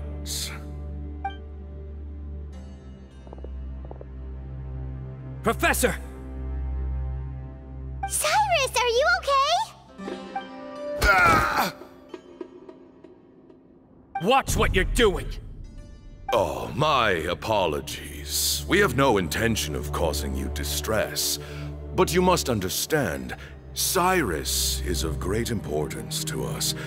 We had to find a way to bring him back to us.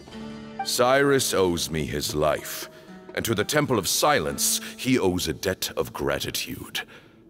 I let him go a long time ago, but now, the time has come to demand payment. I wanted to end my feud with this old bag of bones before you caught up with me. But you got here so quickly. Just leave, Cyno. This is a matter between us two old men. You're all too young to get involved. So that's why you didn't want to report the letter. You'd made up your mind to come here from the beginning. You only left in such a hurry to try and throw us off your trail. Some things in life catch up with you, no matter what you do. You shouldn't have come. That alone brought the others. Cyno didn't make us do anything. We came here for the same reason he did. To rescue you. We'd appreciate you telling us the truth. Otherwise, it seems a little unfair on everyone who had to stay behind. My secrets are secret for good reason. Bringing them to light can only lead to misfortune. You're afraid, aren't you? You can't bring yourself to speak of your past deeds to the students you nurtured as if they were your own children. You recognized our emblem because for many years you lived among us. Indeed, you all but became one of us. You knew as soon as you saw the letter that we, not Uraka, were the ones speaking to you. It threatened you only because you know what you did. Your own guilt convicted you. For you, Cyrus, are a traitor. You once shared your learning with us, and joined us in our mission to revive the might of Hermanubis, to bring new hope, new opportunity. But then you betrayed us. You bargained for your independence with your past contributions. And then you left, taking with you Hermanubis' might and the wielder of his power. We both know what I said to you that day. That as the leader, I grant you permission to leave, but that one day, the sands of time will catch up with you. And when that day comes, you must pay the price you owe. You really know how to hold a grudge. Hermanubis' might? And the wielder of his power? Does he mean you?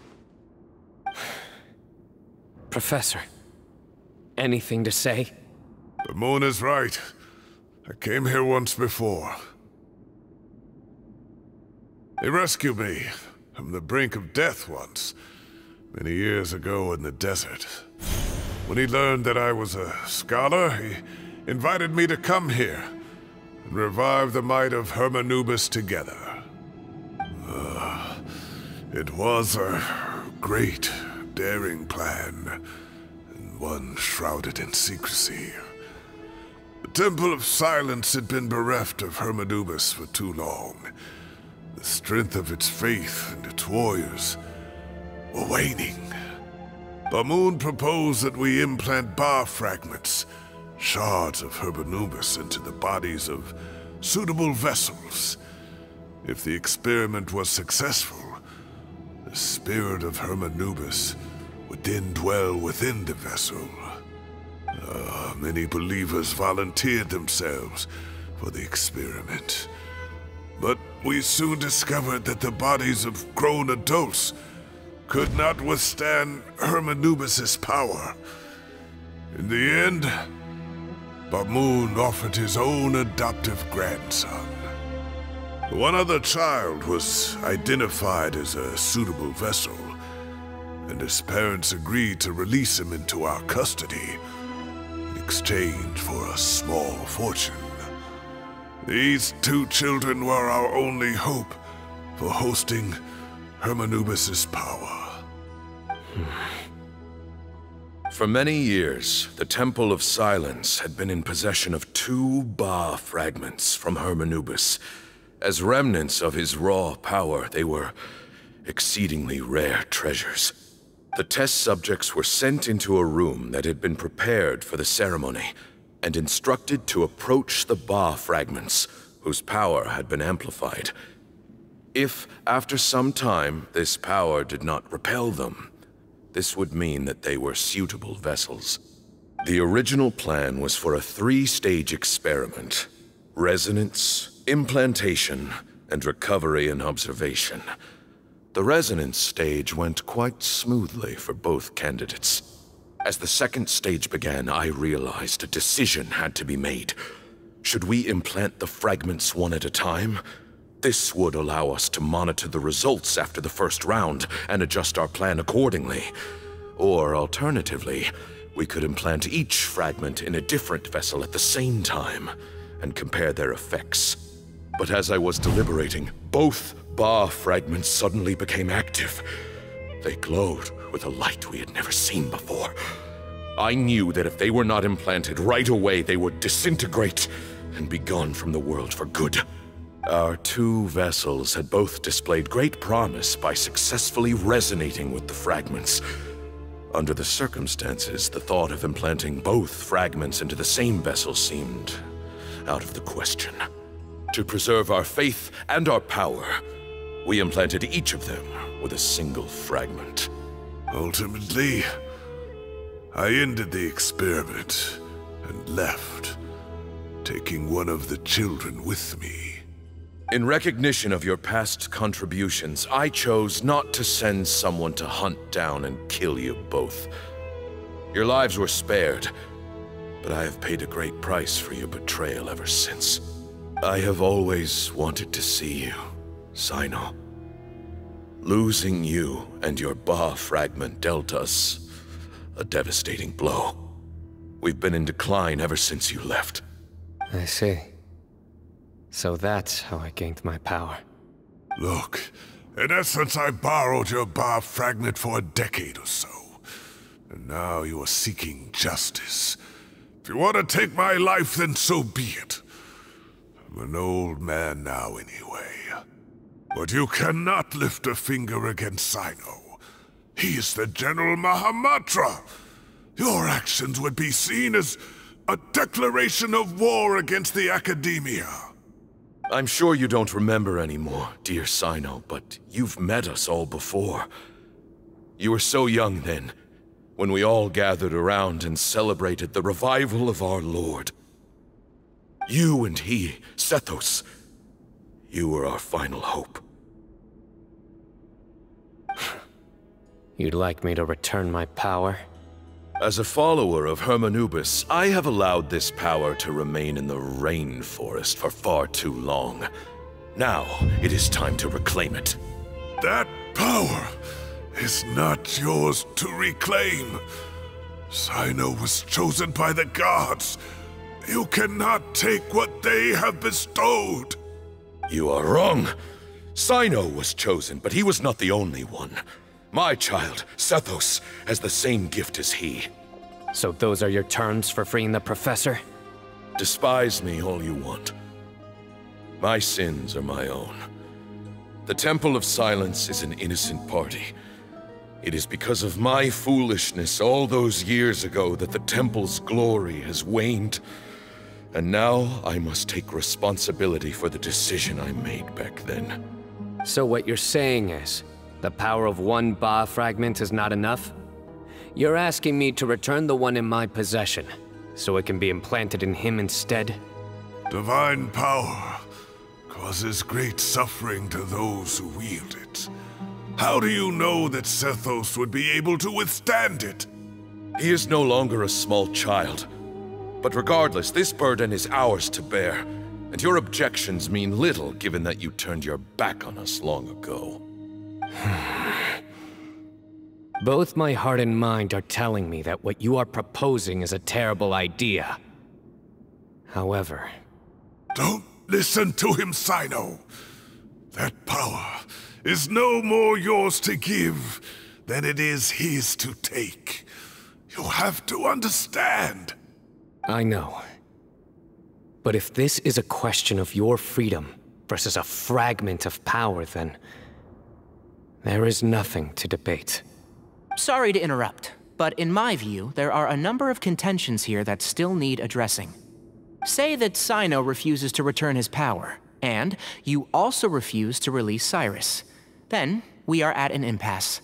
I find it hard to believe that you went to all this effort without planning for that possibility. You're trying to gauge where we stand while keeping your remaining cards close to your chest. Well, my stance is, put the rest of your cards on the table. Then we can have a discussion. Wait, those ears. So, we have a descendant of the Valukashuna in our midst. Splendid! Fate smiles upon us after all. Everything we have longed for, Hermanubis will provide. Perhaps this very day we...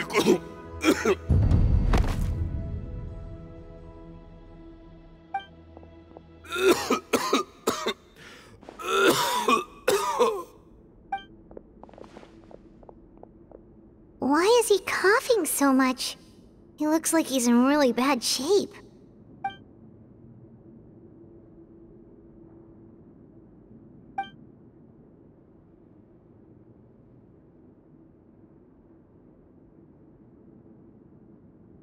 Pamoon, you... Take our leader back to his room. Sethos, you must... Grandfather, I know what you wish to say. Leave this in my hands. I don't like to drag out conversations, so I'll just cut to the chase. Had Cyrus not stopped the experiment all those years ago, the plan would most likely have been a success. The wisdom of Hermanubis would have been ours. Still, it's no use talking about what-ifs. We cannot change the past. I'm not like my grandfather. The Temple of Silence has a grand legacy and a sacred duty to fulfill. So it's somewhat inevitable for the leader to have an inflated sense of self. But I see things a little differently. I don't believe the temple has the same stature that it once did. Time has worn away at its prestige and changed things almost beyond recognition. So I'm not going to force your hand. You're all free to leave. Except for Cyrus. My grandfather gave him his chance once, and now I'm giving the rest of you yours. You have courage and wise judgment, kid. Reminds me a lot of Bamoon in his younger years. I truly wish that the temple would take an objective look at the academia of today. You've been to the city yourself. I'm sure you've seen that much has changed for the better, and things will only continue to improve. Why not consider cooperating with the academia once more? If you hadn't betrayed my grandfather, I might well be open to persuasion. But it's a bit too late for that now, Cyrus. Tainari made a good point earlier. He said there has to be more to your plan than this, and I agree. All you and Ba-Moon are after is the Ba fragment. The professor will accept whatever fate you deem fit for him out of a sense of guilt. I am the one who has a choice to make. And that's how it was always going to be. Ultimately, you want to trade the Ba fragment for the professor, correct? I'm glad to see you're giving it some serious consideration. I won't forsake my professor. Nor do I intend to run from a problem that I must face sooner or later. Give me one night to make my decision. That works. Then I'll be waiting to hear your verdict, Cyno. Oh, my grandfather still has a fair few things he wants to say to Cyrus, so I'll be escorting him back now.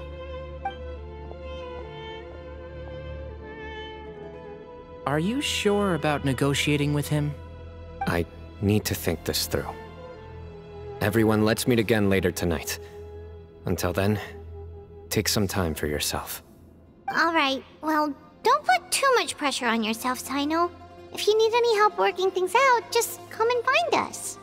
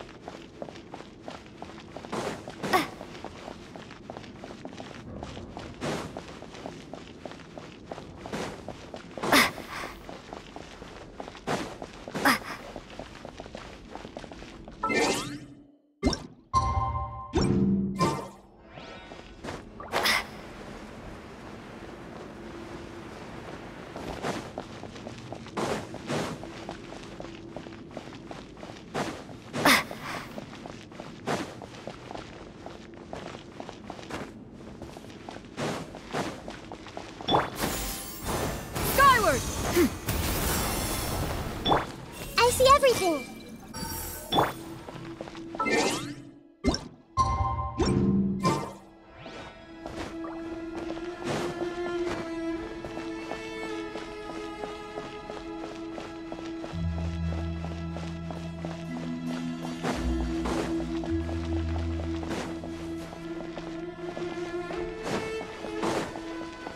Yeah. Scatter.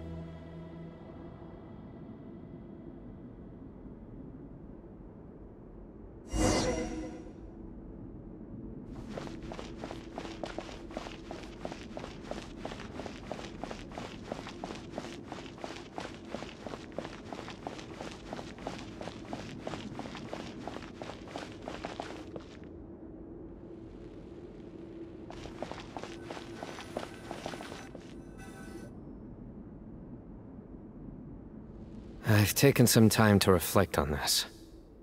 If I had to guess, Professor Cyrus came to the desert knowing that he would almost certainly never return. He's a stubborn man who tends to double down when he feels strongly about something. We won't get anywhere trying to convince him to escape. I agree. My master Nephis says the same thing. Once Cyrus makes up his mind about something, he won't listen to reason. So that's one thing. A few other things come to mind too.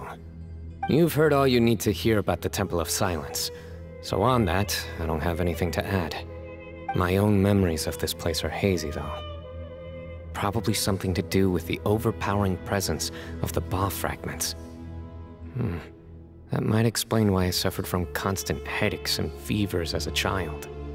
I do remember having some fleeting moments of profound emotion when vague images would appear in my mind. But I don't recall much, only bits and pieces. I was still young then, and all I could understand was that there was a strong will inside my mind. Thinking back on it now, I suppose it was Herm Anubis' way of trying to encourage me, even if we couldn't communicate. The power that came to inhabit my spirit was probably one of the cornerstones of their whole faith. So if the will and might of Herm Anubis is a real, intangible thing, and they are its rightful worshippers, then... You're not gonna give in to their demands, are you? Surely there has to be another way! No. I have no intention of returning it. I need this power to protect Sumeru.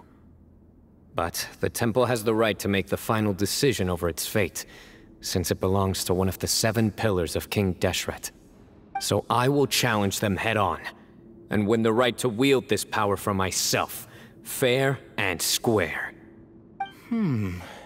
This reminds me of something Alhaitham mentioned to me just before we left. He said that the Temple of Silence was originally founded by the ruling elite of the day. Traditionally, such organizations are bound by a strict and ancient code of nobility. Kaveh has made similar observations about the desert tribes from his work trips there. He says many of them have their own internal rules.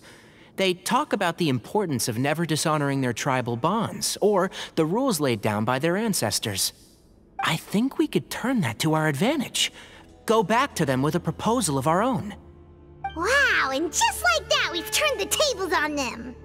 Looks like we have the same idea. Turn it back on them now while we still can, in terms that they cannot refuse. That's how we win this. Great. And I know just how to start the conversation. Let's go find Sethos. We'll tell him that I know a thing or two about medicine and would like to take a look at his grandfather's condition.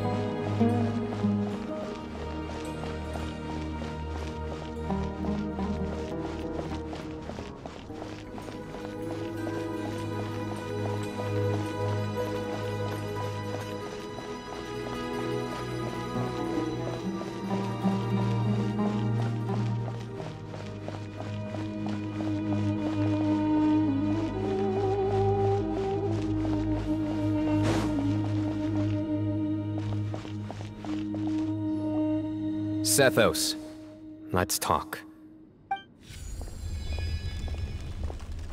Have you made up your mind? We'll get to that, but first, I have some degree of medical training, so I was wondering if you might let me take a look at your grandfather? I have no objections, although we do have our own doctors here. I doubt you'll be able to tell us anything we don't already know. Only one way to find out. Follow me. Keep your voices down. We don't want to disturb him.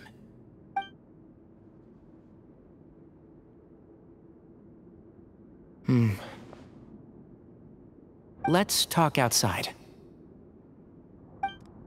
Ba-Moon has fallen into a deep coma, and his prognosis is quite grave. I'm sure that your physicians have come to the same conclusion. He appears to have sustained a serious injury in his youth, which has been exacerbated over the years by the heavy burden of work and now by the effects of old age. Regretfully, I must inform you that, based on what I've seen with patients in a similar condition, he doesn't have long left. A few days at most. Yeah. I've known for a long time.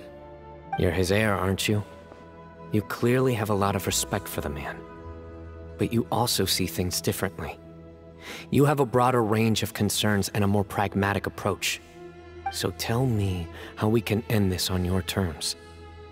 Let's find a way to bring all this to a resolution while Ba-Moon is still alive to see it. That's what really matters to you. I know it. Yeah, there's no time to waste here. You know that better than anyone. You know, the two of you are actually in a very similar predicament right now. Both of you have a very different perspective from the men who raised you. Right. And you didn't create this situation. They did, but somehow you've ended up having to make the tough decisions. You're right. We both look at this problem very differently than the people we inherited it from. I accept, Cyno. This all began because of Hermanubis. So let's end it with the rite he himself created. Legend has it that when Hermanubis first arrived in Tuletula, he sparred with the city's residents. He and his two companions proved their mettle by fighting over several days, winning the support of many fine people. That group of supporters were some of the first members of the Temple of Silence, and the sparring matches were enshrined as one of our founding rites, the rite of duels. It's where it all began. Sounds very fitting. I'm in. As a fellow vessel of Hermanubis, your ties to the Temple of Silence run deep. So I will permit you to participate in this rite, along with your chosen companions. 3 against 3. Sounds good. However, I have some additional terms. As the challengers, you must win all 3 of your fights to win. And Cyno, both of us must put our Ba fragment on the line. The winner takes them both. Letting Cyrus leave with one of the Ba fragments was a mistake, made by my grandfather out of pity. It is a long-standing issue that must be addressed for the Temple of Silence to move forward. I can make no concessions on that front. None needed. We're on the same page. If I win, the Temple of Silence must release Cyrus, and consider this past dispute resolved. If you win, I'll return my power to you. It's a deal. Then let's meet at the ceremonial hall tomorrow evening, 8 o'clock.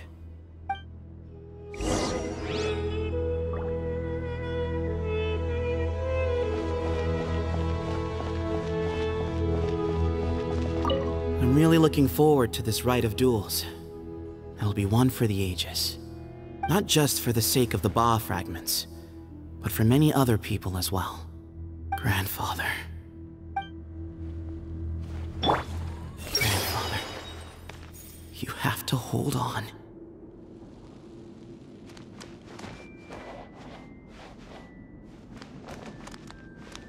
Hey!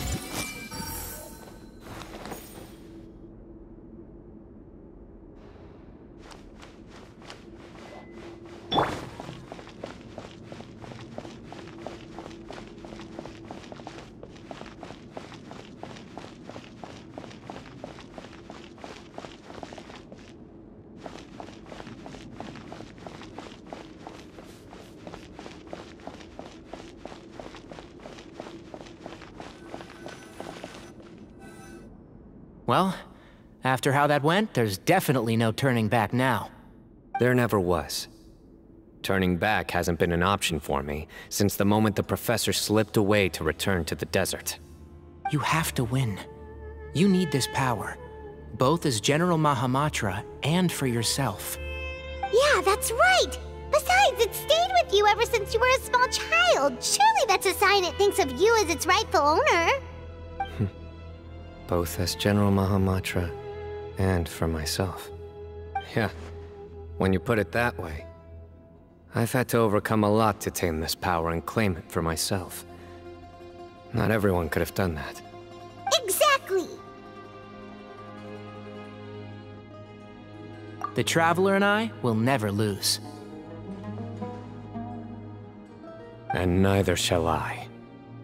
The desert was home to an ancient and great civilization that, for a variety of reasons, fell out with the civilization of the rainforest. It's just as Dia said. Prejudice has pushed people apart. But there must be personal factors at work here too. I can't shake the feeling that Ba-Moon cares for many more things than he lets on. And I don't think that Sethos is any kind of villain. He's just doing what he thinks is best. Tomorrow, everything will be resolved.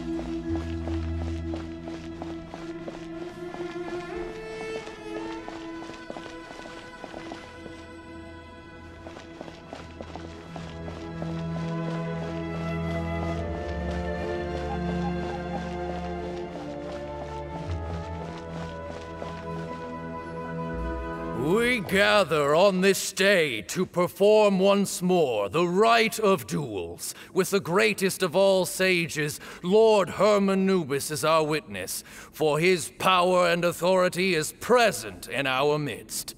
This is our most sacred of ceremonies, and no disruption from the audience shall be tolerated. It is incumbent upon all to observe the duel with the utmost respect and reverence throughout the proceedings. Representing the Temple of Silence, the Defenders.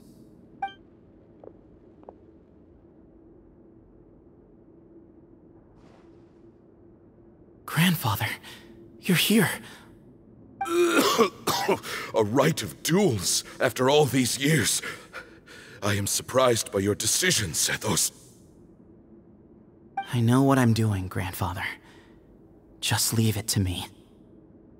Representing the Academia, the Challengers. Ready. We will fight to have our voices heard. Warriors, take your positions and decide on the order of battle. We come not to debate what brings our challengers here, nor what will become of the defeated duelists. Duelists, the might of Hermanubis himself is at stake here. Now, fight. Fight until the rightful victor is proclaimed. Huh? Are you sure? I agree. She's very strong. Sending her out first will definitely intimidate the opposing side. Okay, then you're second. Sure. We have decided. So have we. Let's begin. Duelists of the first bout, please step forward.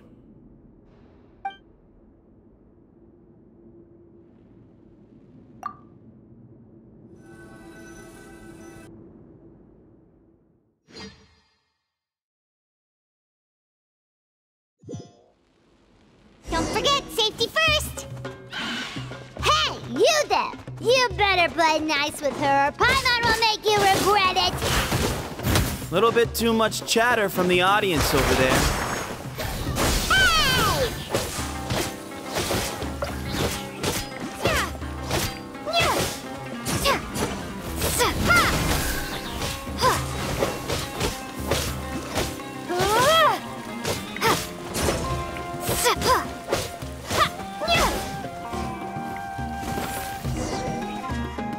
A swift end to the first bout. I now invite the duelists of the second bout to please step forward. When you're both ready, you may begin. Let's begin. Watch out! Go, Canary, go! He drank plenty of water before the bout, so he should be fine.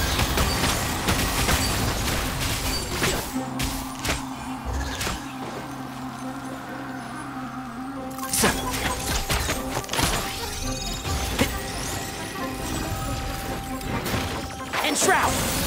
I hear everything!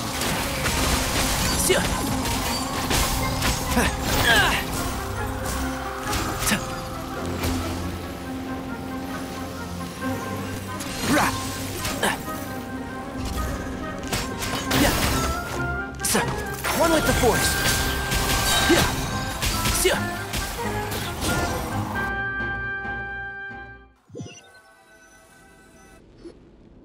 Thus ends the second bout. We will now move to the third bout. Duelists, please step forward.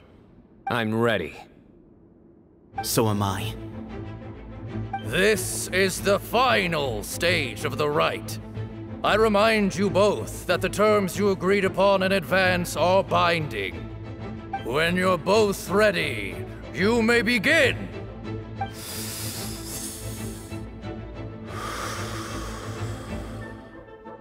I am Sethos, vessel of Hermanubis, grandson of Bamoon, the leader of the Temple of Silence. For many years, we have kept our covenant with Lord Hermanubis by guarding the secrets of King Deshret. And even in our darkest hour, when we could not see a way forward, we chose not to abandon hope, but to embark on a brave new experiment so that we might prevail. We earnestly sought Lord Hermanubis' wisdom and power, longing to see his spirit and his light descend upon us. Now, I will fight to become the rightful wielder of that power! I am Cyno, General Mahamatra of the Academia, student and successor of Cyrus, the Sage of Spontamod. I fight in defense of my power, my professor, and my nation. And you, I think you left some things unsaid. This is a sacred duel, and Hermanubis is watching. So bare your soul. Everyone, old and young, fit and frail, they're all waiting to see how this duel will end. My grandfather is a wise leader. He is also known to be a ruler who is not afraid to get blood on his hands. I understand his beliefs well, and I know what he expects of me. But our faith has held us back for too long. After I grew up, I went to the rainforest once, and I saw for myself the people of the city. Times have changed. The people of Sumeru are happier and more free now than in the past. I thought about this as I stood at one of the tallest points in the city, gazing down at the streets below. Then I thought of you, Cyno. You and I both wield the same power, but the lives we lead could not be more different. Each Ba fragment of Hermanubis stands for something different. Might, glory, or one of many other secrets that have yet to be revealed. I once thought that the nature of our fragments must be what makes us so different from one another. But maybe it's that you've found your answer, and I am still searching for mine. I am more than just a warrior. I am my own person. Exactly. The name Hermanubis has left its mark on both of us, shaped the course of our lives. We are his vessels, and yet we are more besides. So show me your answer, Cyno. Show me I can be more than my faith, more than the power I wield. Show me the person I can become!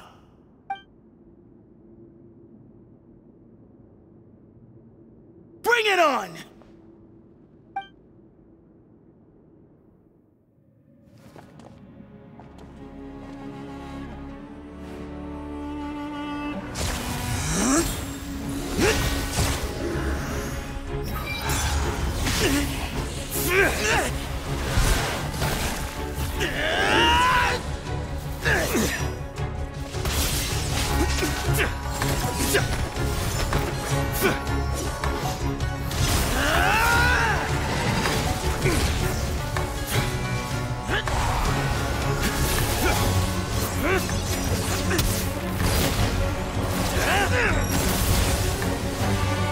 That's all you've got? What happened to searching for your answer?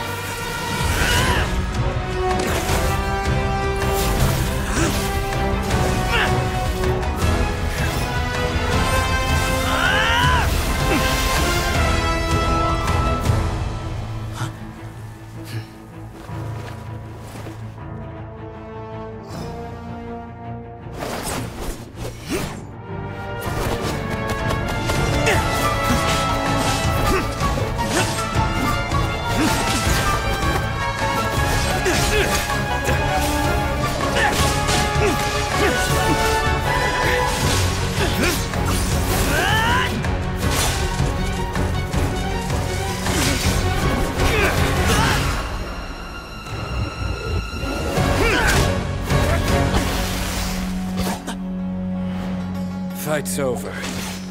Do you yield? You won.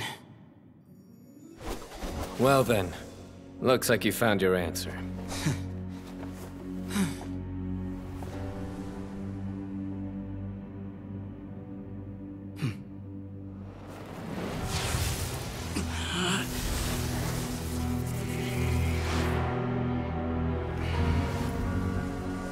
I give his glory to you.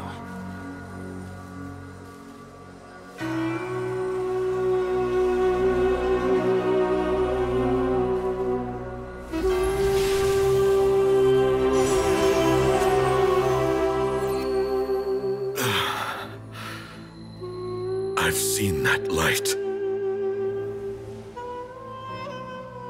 That is the light of our Lord, the great Hermanubis, priest over all other priests. His spirit dwells within that lightning, and his will lives on. Once a warrior of Tynar, he emerged from the barren desert sands to serve the god king Al-Ahmar. After the death of the god king, Hermanubis gathered his followers and the Tynarian priests and led them to the city of Tule-Tula. There, they founded the Temple of Silence, and from that day forth, we became stewards of all knowledge that survived from King Deshret's civilization. Barely a century passed before war ravaged the desert. One by one, Eremite leaders took up arms against each other in battles that would devour what little remained of their civilization.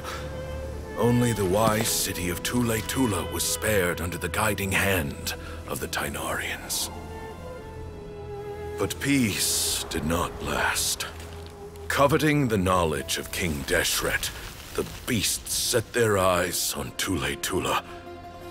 The king of Gurabad laid siege to the city and ordered the sages to surrender to him the Temple of Silence as proof of his victory. The ruling elite colluded with their oppressors, betraying the temple so as to hold on to their rule over the city. They declared that the knowledge guarded by the temple was the true cause of corruption. These were dark days, and we faced enemies on all sides. Our Lord had long since exhausted his strength, keeping the forbidden knowledge introduced by King Deshret at bay. To ensure the temple's continued survival, he broke his being into many pieces and began the ceremony of Hermanubis' legacy, bestowing his power upon his mortal followers. With this power, the temple was able to defeat the tyrant's army. Yet, we were not hailed as heroes. Strange and unfamiliar as this power was, it struck fear into the people's hearts and drove them to reject us. In the end, the people of the temple and the Tule-Tula Tynarians left the city for good and made their way to the rainforest. What followed next was inevitable. The elite of Tule-Tula fell and were decimated. War engulfed the desert. And we wandered from place to place, always in hiding, all the while keeping close watch over our secrets and staying true to our mission. Betrayal forced us out of the desert and into the forest. Then mistrust drove us from the forest into the desert once more.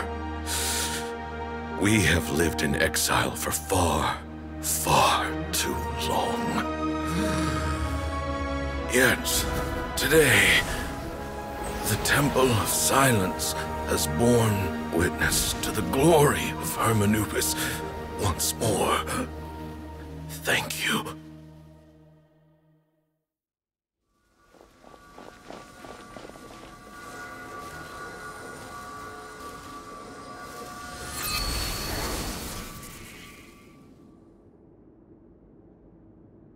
How is it? Do you feel okay?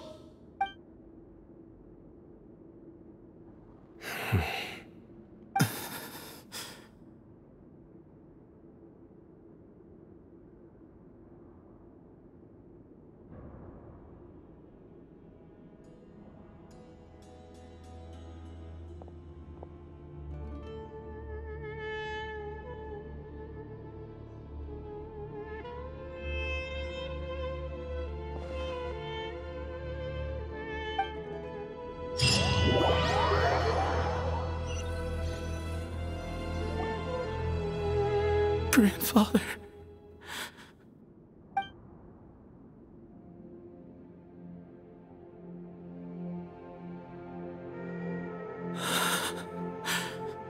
Hey, Sethos. You'll get through this. I know. I'll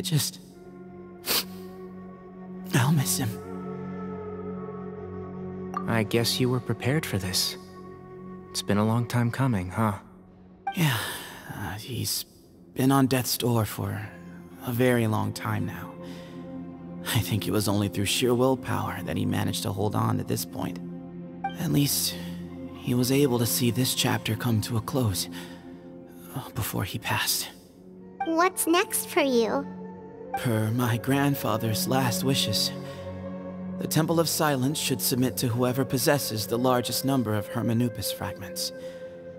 That entitles you to be our new leader, Cyno. But that's never going to work, as I'm sure you realize. I'm the General Mahamatra.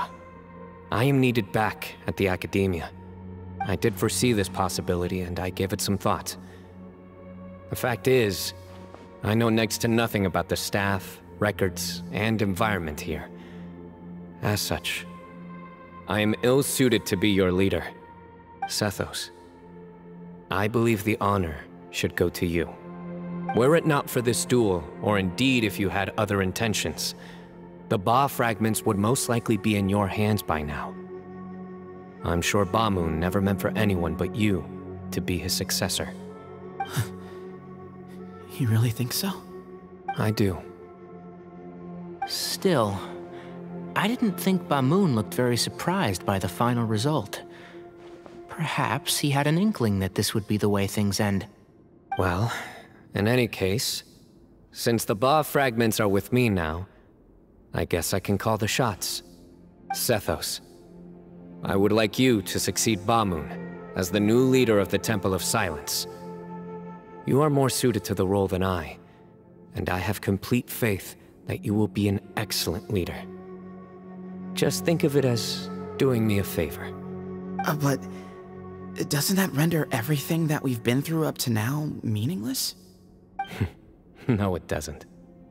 This experience has allowed us to become friends, which means that the Academia and the Temple of Silence will become partners once more. That's a much bigger deal than you might think, Sethos. You said yourself, times have changed. You have to believe that things can change for the better here at the temple too. I will try. To be honest, I couldn't have asked for a better outcome. Actually, part of me wonders whether Bamoon's intentions from the very beginning was just to create enough pressure to force us towards a duel. That way, no matter who won, one of us would have to surrender our Ba fragment, and the power of Hermanubis would be concentrated in one single person. Had you won, the Temple of Silence would have doubled its strength. And were I to win, he correctly anticipated that I wouldn't suddenly drop everything to become the leader of the temple, much less integrate the temple into the Academia by force. He knew that the temple's future would depend not just on the guidance of Hermanubis, but the support of the Academia too. So he made it his responsibility to ensure his successor would be free from the burdens of the past. His plan meant that whoever ended up succeeding him, they would have an easier time interacting with the Academia. With one single letter, he lured out the professor. No matter what happened after that, it would result in a net benefit to the temple. And here I thought the General Mahamatra wouldn't care for all these trivial details. You're absolutely right. Grandfather and I considered this from every angle. We had to find a way to mend our relationship with the Academia. In that sense, the Rite of Duels was just a means to an end. Thank you for everything, Cyno. As a gesture of our gratitude, to those that you and Lesser Lord Kusanali deem worthy, I will grant the honor of access to the Temple of Silence for their pursuit of knowledge. The Temple of Silence has a wealth of information on King Deshret's civilization, more than any other organization in existence today. In times when you need information that only we can provide, we will be here to support you. But you must be exceedingly careful with your selection of candidates, lest you lead humanity to repeat the same mistakes. By the way, Tainari, my grandfather was so happy to see you. You are a descendant of the Veluca Shuna, and we are the heirs to the will of Hermanubis. The story goes that King Deshret chose the sage Hermanubis from among the Tainarians and appointed him as his familiar. He went on to fight many valiant battles with his Tainarian companions. They always stood by each other, from the founding of the Temple of Silence to the fall of Tuletula. The Tainarians who left Tuletula joined their human counterparts in the rainforest. A few centuries later, when some of the group returned to the desert, many of the Tainarians chose to stay and put down roots in the rainforest. In all likelihood, those were your ancestors. How fascinating. My father once mentioned that I was named after the Tainarians, but I never knew that my forebears had such a history with the Temple of Silence. I like this story. By the way, has anyone seen Cyrus? Yes, Cyrus. You'll probably find him in my grandfather's room. He wouldn't show it in front of me, but I think he still has many fond memories of my grandfather. If it's true that you and your grandfather really planned for everything to turn out this way, then I guess he didn't really resent Cyrus as much as he appeared to. Who knows? Perhaps all of us. You, me, and Cyrus. We're all just pawns in my grandfather's plan to set things straight. He was awful like that. Someone's got to make the decisions when history is at a crossroads. I will make a detailed report on all of this to Lesser Lord Kusanali, and arrange for an official delegation from the Academia to come and meet you in the desert. I'm sure you'll have lots to attend to in the days ahead. But once things return to normal, please come and visit the rainforest again. You should stay for a few days this time, and start to build some relationships. If we're going to work together, both sides have to get to know one another better. I will.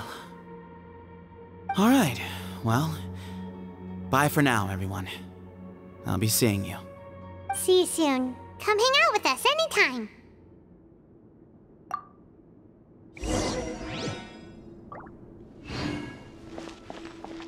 Grandfather, we did it. We achieved what we set out to do. From this day on, the Temple of Silence has the chance to work with the Academia once more. Real change, real opportunities. They are now within our grasp. Did you see, Grandfather? Cyno chose me to succeed you as leader of the Temple of Silence. I will now serve in his stead. It's still early days, and I can't say that I know him that well yet. But after that battle, I now understand why he came here with a whole group of friends.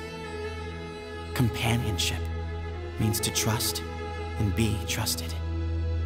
Just like Cyno and his friends, we too will fight side by side and support each other in times of trouble.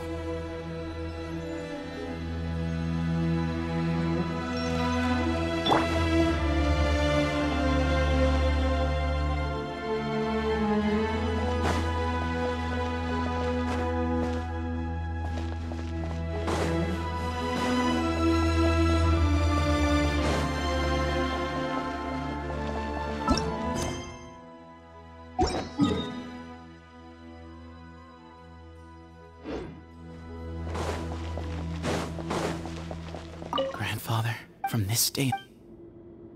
Did you see, Grandfather?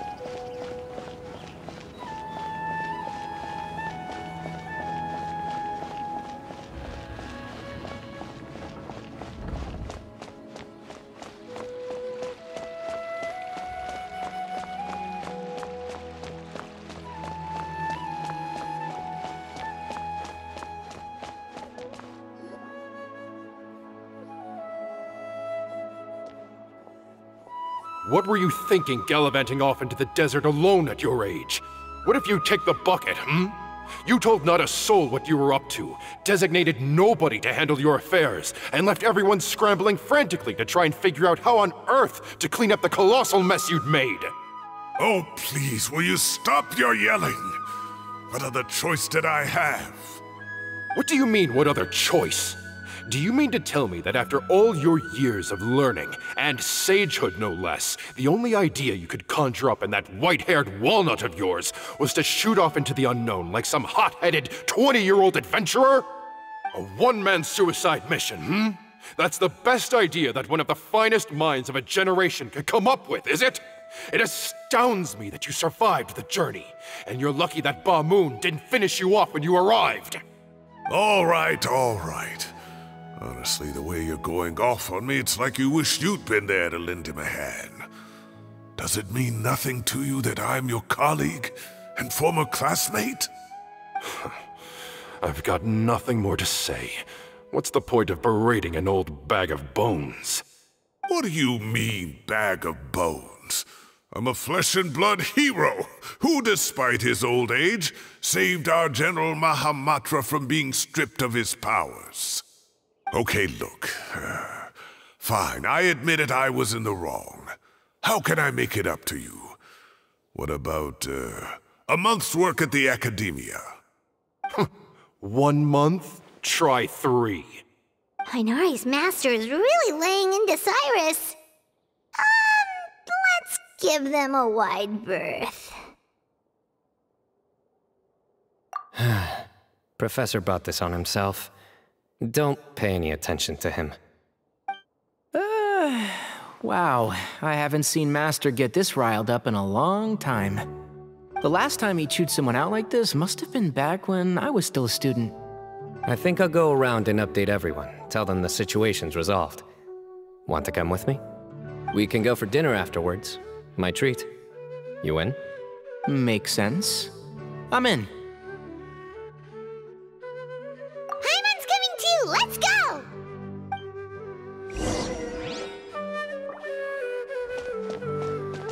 You'd better start packing your things. Report for work first thing tomorrow morning. I'll be waiting for you. What about my allowance? Oh, and is lunch covered? How about dinner? Don't push your luck. Let's not forget who is compensating whom here. Hey, man's gotta eat. Help me figure out something for lunch at least. I'm counting on you. I should have asked him to come help out at work much earlier. That would have kept him out of trouble and avoided this whole debacle. Never thinks he's getting a single day of free labor from me. He's got another thing coming.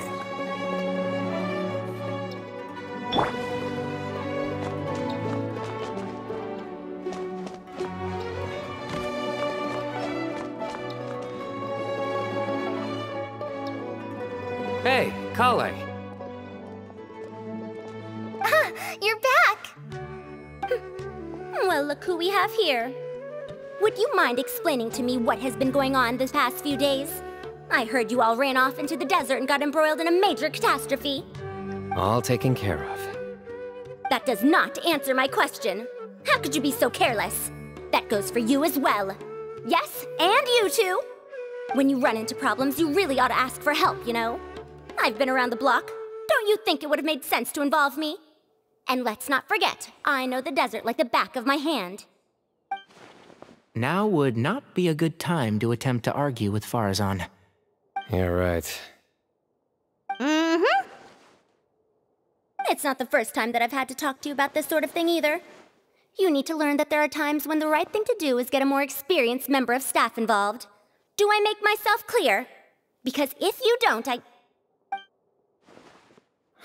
Kale, please do something. He's giving me the signal. All right, guess it's time to play my ace in the hole. Say, Madame Farazan, I can see you're pretty upset, but, I was just wondering, remember that time you offered to give me a tour of the academia? Does that offer still stand? Huh? Wait, did I hear that right? Kale, you remember? Wonderful. Well, of course the offer still stands. Come on, Madame Farazan will show you around the old classrooms. Poor Kale getting dragged off like that. Also, check out Farazan acting like some sort of official academia tour guide. Kale! Cup. Huh? What? Oh, right! What do you mean, cup? You need a cup. I can get you a cup. Oh, it's nothing. Just Master's way of reminding me to stay hydrated while I'm out and about.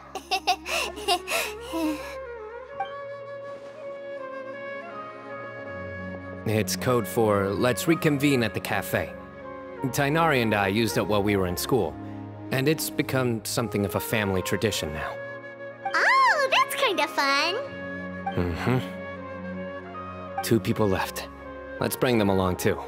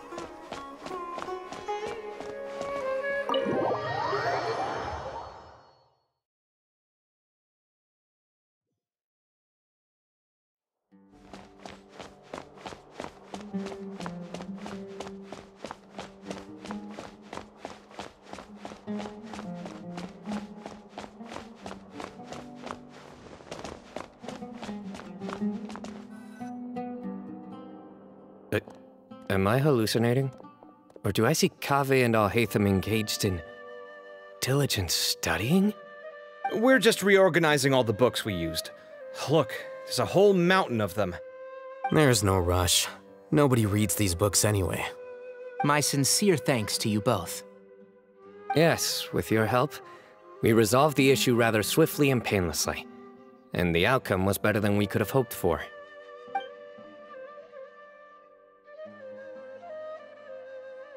I see. The Temple of Silence resorted to rather unique means of self-preservation. It explains how they managed to remain hidden for so many years. And it sounds like they managed to preserve a whole load of ancient documents as well. I'd love to go check those out if I ever had the chance. That day will come. The Temple of Silence is a hugely important organization, and we'll be sure to maintain good relations with them in the future. Now, as a token of my appreciation, I'd like to treat everyone to coffee. Sounds good. Yeah, sounds great. Although after the last few days, I don't know if I can handle another coffee, but I can just order something else. Sure. Let's go.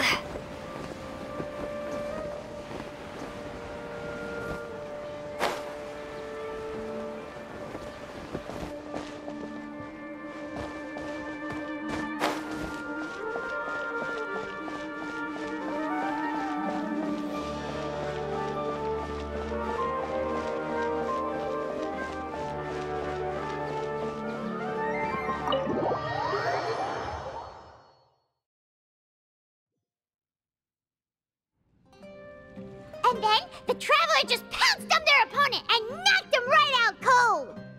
Then there was Tainari. He put up an amazing fight, too! We ended up winning all 3 bouts! Whoa! Part of me wishes I'd been there to see it, but I'd have been biting my nails off worrying about you guys. A truly edifying account of the events. Bereft of detail, but it has livened up the room all the same. Hey, Paimon included all the juicy details. The Traveler just pounced and then waved their sword like this, then spun around and blocked. Despite winning 3 bouts in a row, you still ceded the position of leader to him. That's very dignified of you, Cyno. Of course. Being dignified comes with being a true champion. I got to be a champion too for once. I've not sparred much with desert folk before. It was a pretty unique experience. Yeah! Huge place! It felt like something right out of an epic poem! Imagine this. It was like there was... Maybe save that one for later, Paimon. Dessert's here.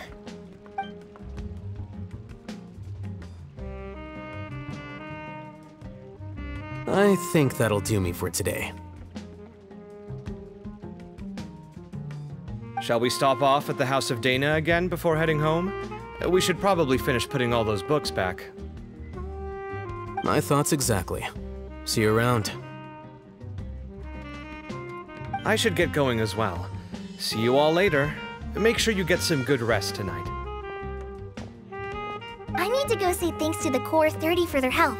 Also, Sir Nephis says he wanted to introduce me to some of the Academia's work processes. So, I gotta dash too. Kale's come a long way. She's much more confident at dealing with other people these days. Everyone's a work in progress. You never stop learning. Yeah, true.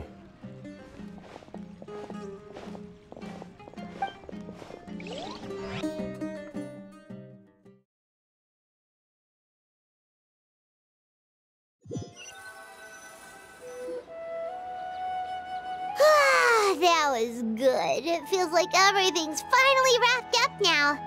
Life is all about these moments when you can finally relax and hang out with good friends after a job well done. And also, those desserts Cyno got, they were really good. Paimon definitely needs more of those in the future.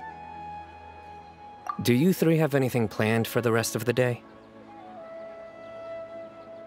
If not, would you come somewhere with me? That's a secret for now. Wouldn't want to spoil the surprise. Okay. I think I can guess what you're talking about. It'll definitely be a nice surprise. Well, now Paimon's curious. Come on, let's go.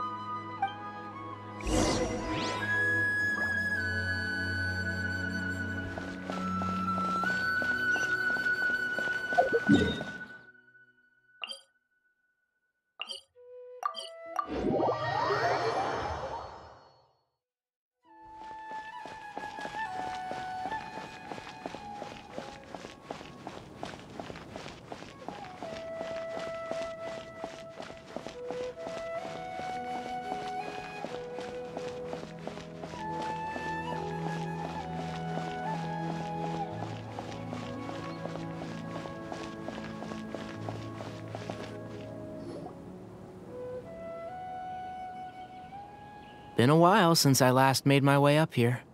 Wow, look at this place! We're so high up! Need any help? As you wish. It's a nice spot, isn't it? What a great view! We're so high up, we can see for miles! Traveler. Turn around.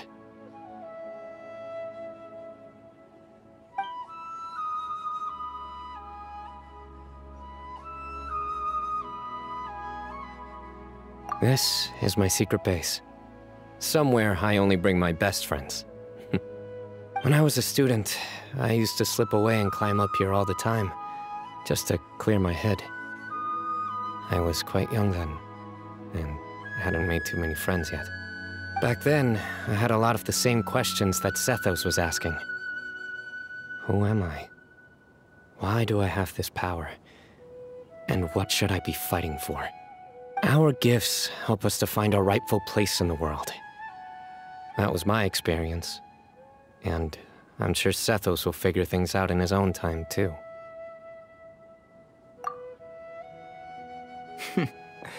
You two really are like brothers. I feel the same way. Of course. I see no need to be humble when it comes to the facts. I still remember one time when we came up here to chat and do our homework. Cyno accidentally dropped a fruit. Luckily, he has fast reflexes, so he caught it just in time. That was the one and only time. Nothing will ever slip through my fingers again. Those were good times. I kinda miss the student life. You know, Paimon really shouldn't be able to imagine Cyno doing something like that, but for some strange reason, the mental image is coming through clear as day. Then make it stop. There's somebody there. It's Professor Cyrus. You guys carry on without me. I'll be right back. Okay.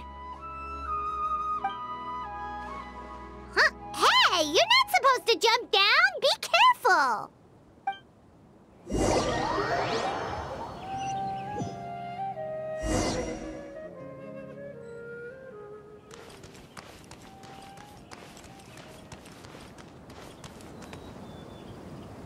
Oh my days. I can't believe how stupid I look in this one. Professor, what are you muttering to yourself about? Cyno. Just the man I'm looking for. Guess what I found in some old notebooks? Some old photos? Can you believe it? This notebook was just sitting in a pile of odds and ends in the Sage's office. I must have forgotten to take it with me, and no one's touched it since. It was still right there. I was at the Academia earlier to discuss my workload with Nephis. I swung by the old office to have a look around and just happened across it. Well, time flies. Look how tiny you are in this picture. Still a kid. You look quite young yourself in that one. Ah, it's this one. I remember that. Lisa took it, didn't she? Yep. Looks like her work, all right. Who else could have found just the right angle to make me look so unbelievably hideous? And this one. Looks like we're both dozing off. Oh, cheeky girl. Taking secret photos of us without our knowledge. Is there something you'd like to say to me, Professor? Like what? Like, these are good photos, aren't they? Hey, at moments like this, I hardly know where to begin. I can't pretend I'm a good person. Bamoon had every reason to despise me. And well, so do you if you feel the same way. Don't be ridiculous, you old codger. Is that not what you wanted me to say? Oh, I've dreamt of that place many times after leaving the desert. Sometimes I've dreamed that I was doing a search with them again. And other times, I dream of the day they saved my life. Oh, it was one of the happiest times of my life. We all learned so much from one another. You've matured so much over the years, Cyno. Since you're my professor, I should save you some face by not calling you out on all the non-answers you just gave. So, I will do the right thing and keep my mouth shut. Good thinking. Take your own advice next time. Seriously, why bully an old man like me? I thought heroes were supposed to be gracious. Hey, wait, how did I not notice this one earlier? Lisa strikes again. Just how many did she take? Look how cute you were when you were little. I remember how well-mannered you were back then, too. Yeah, and look how serious and professional you used to be. Oh, I can't compete with you anymore. First you get better than me at the deadpan jokes, and now you're besting me at those little quips, too. Don't say that. I still have a lot of respect for you. Huh, that's more like it. Hey, what would you say to meeting up with Lisa again sometime? I'd like that. Let's find a time and pay her a visit in Mondstadt. All right, I'll add it to my schedule. Let's go next week. Wait, no. Next week is the tomato growing competition. I have got to beat Zaha Hadid. Or you could find a real hobby, Professor.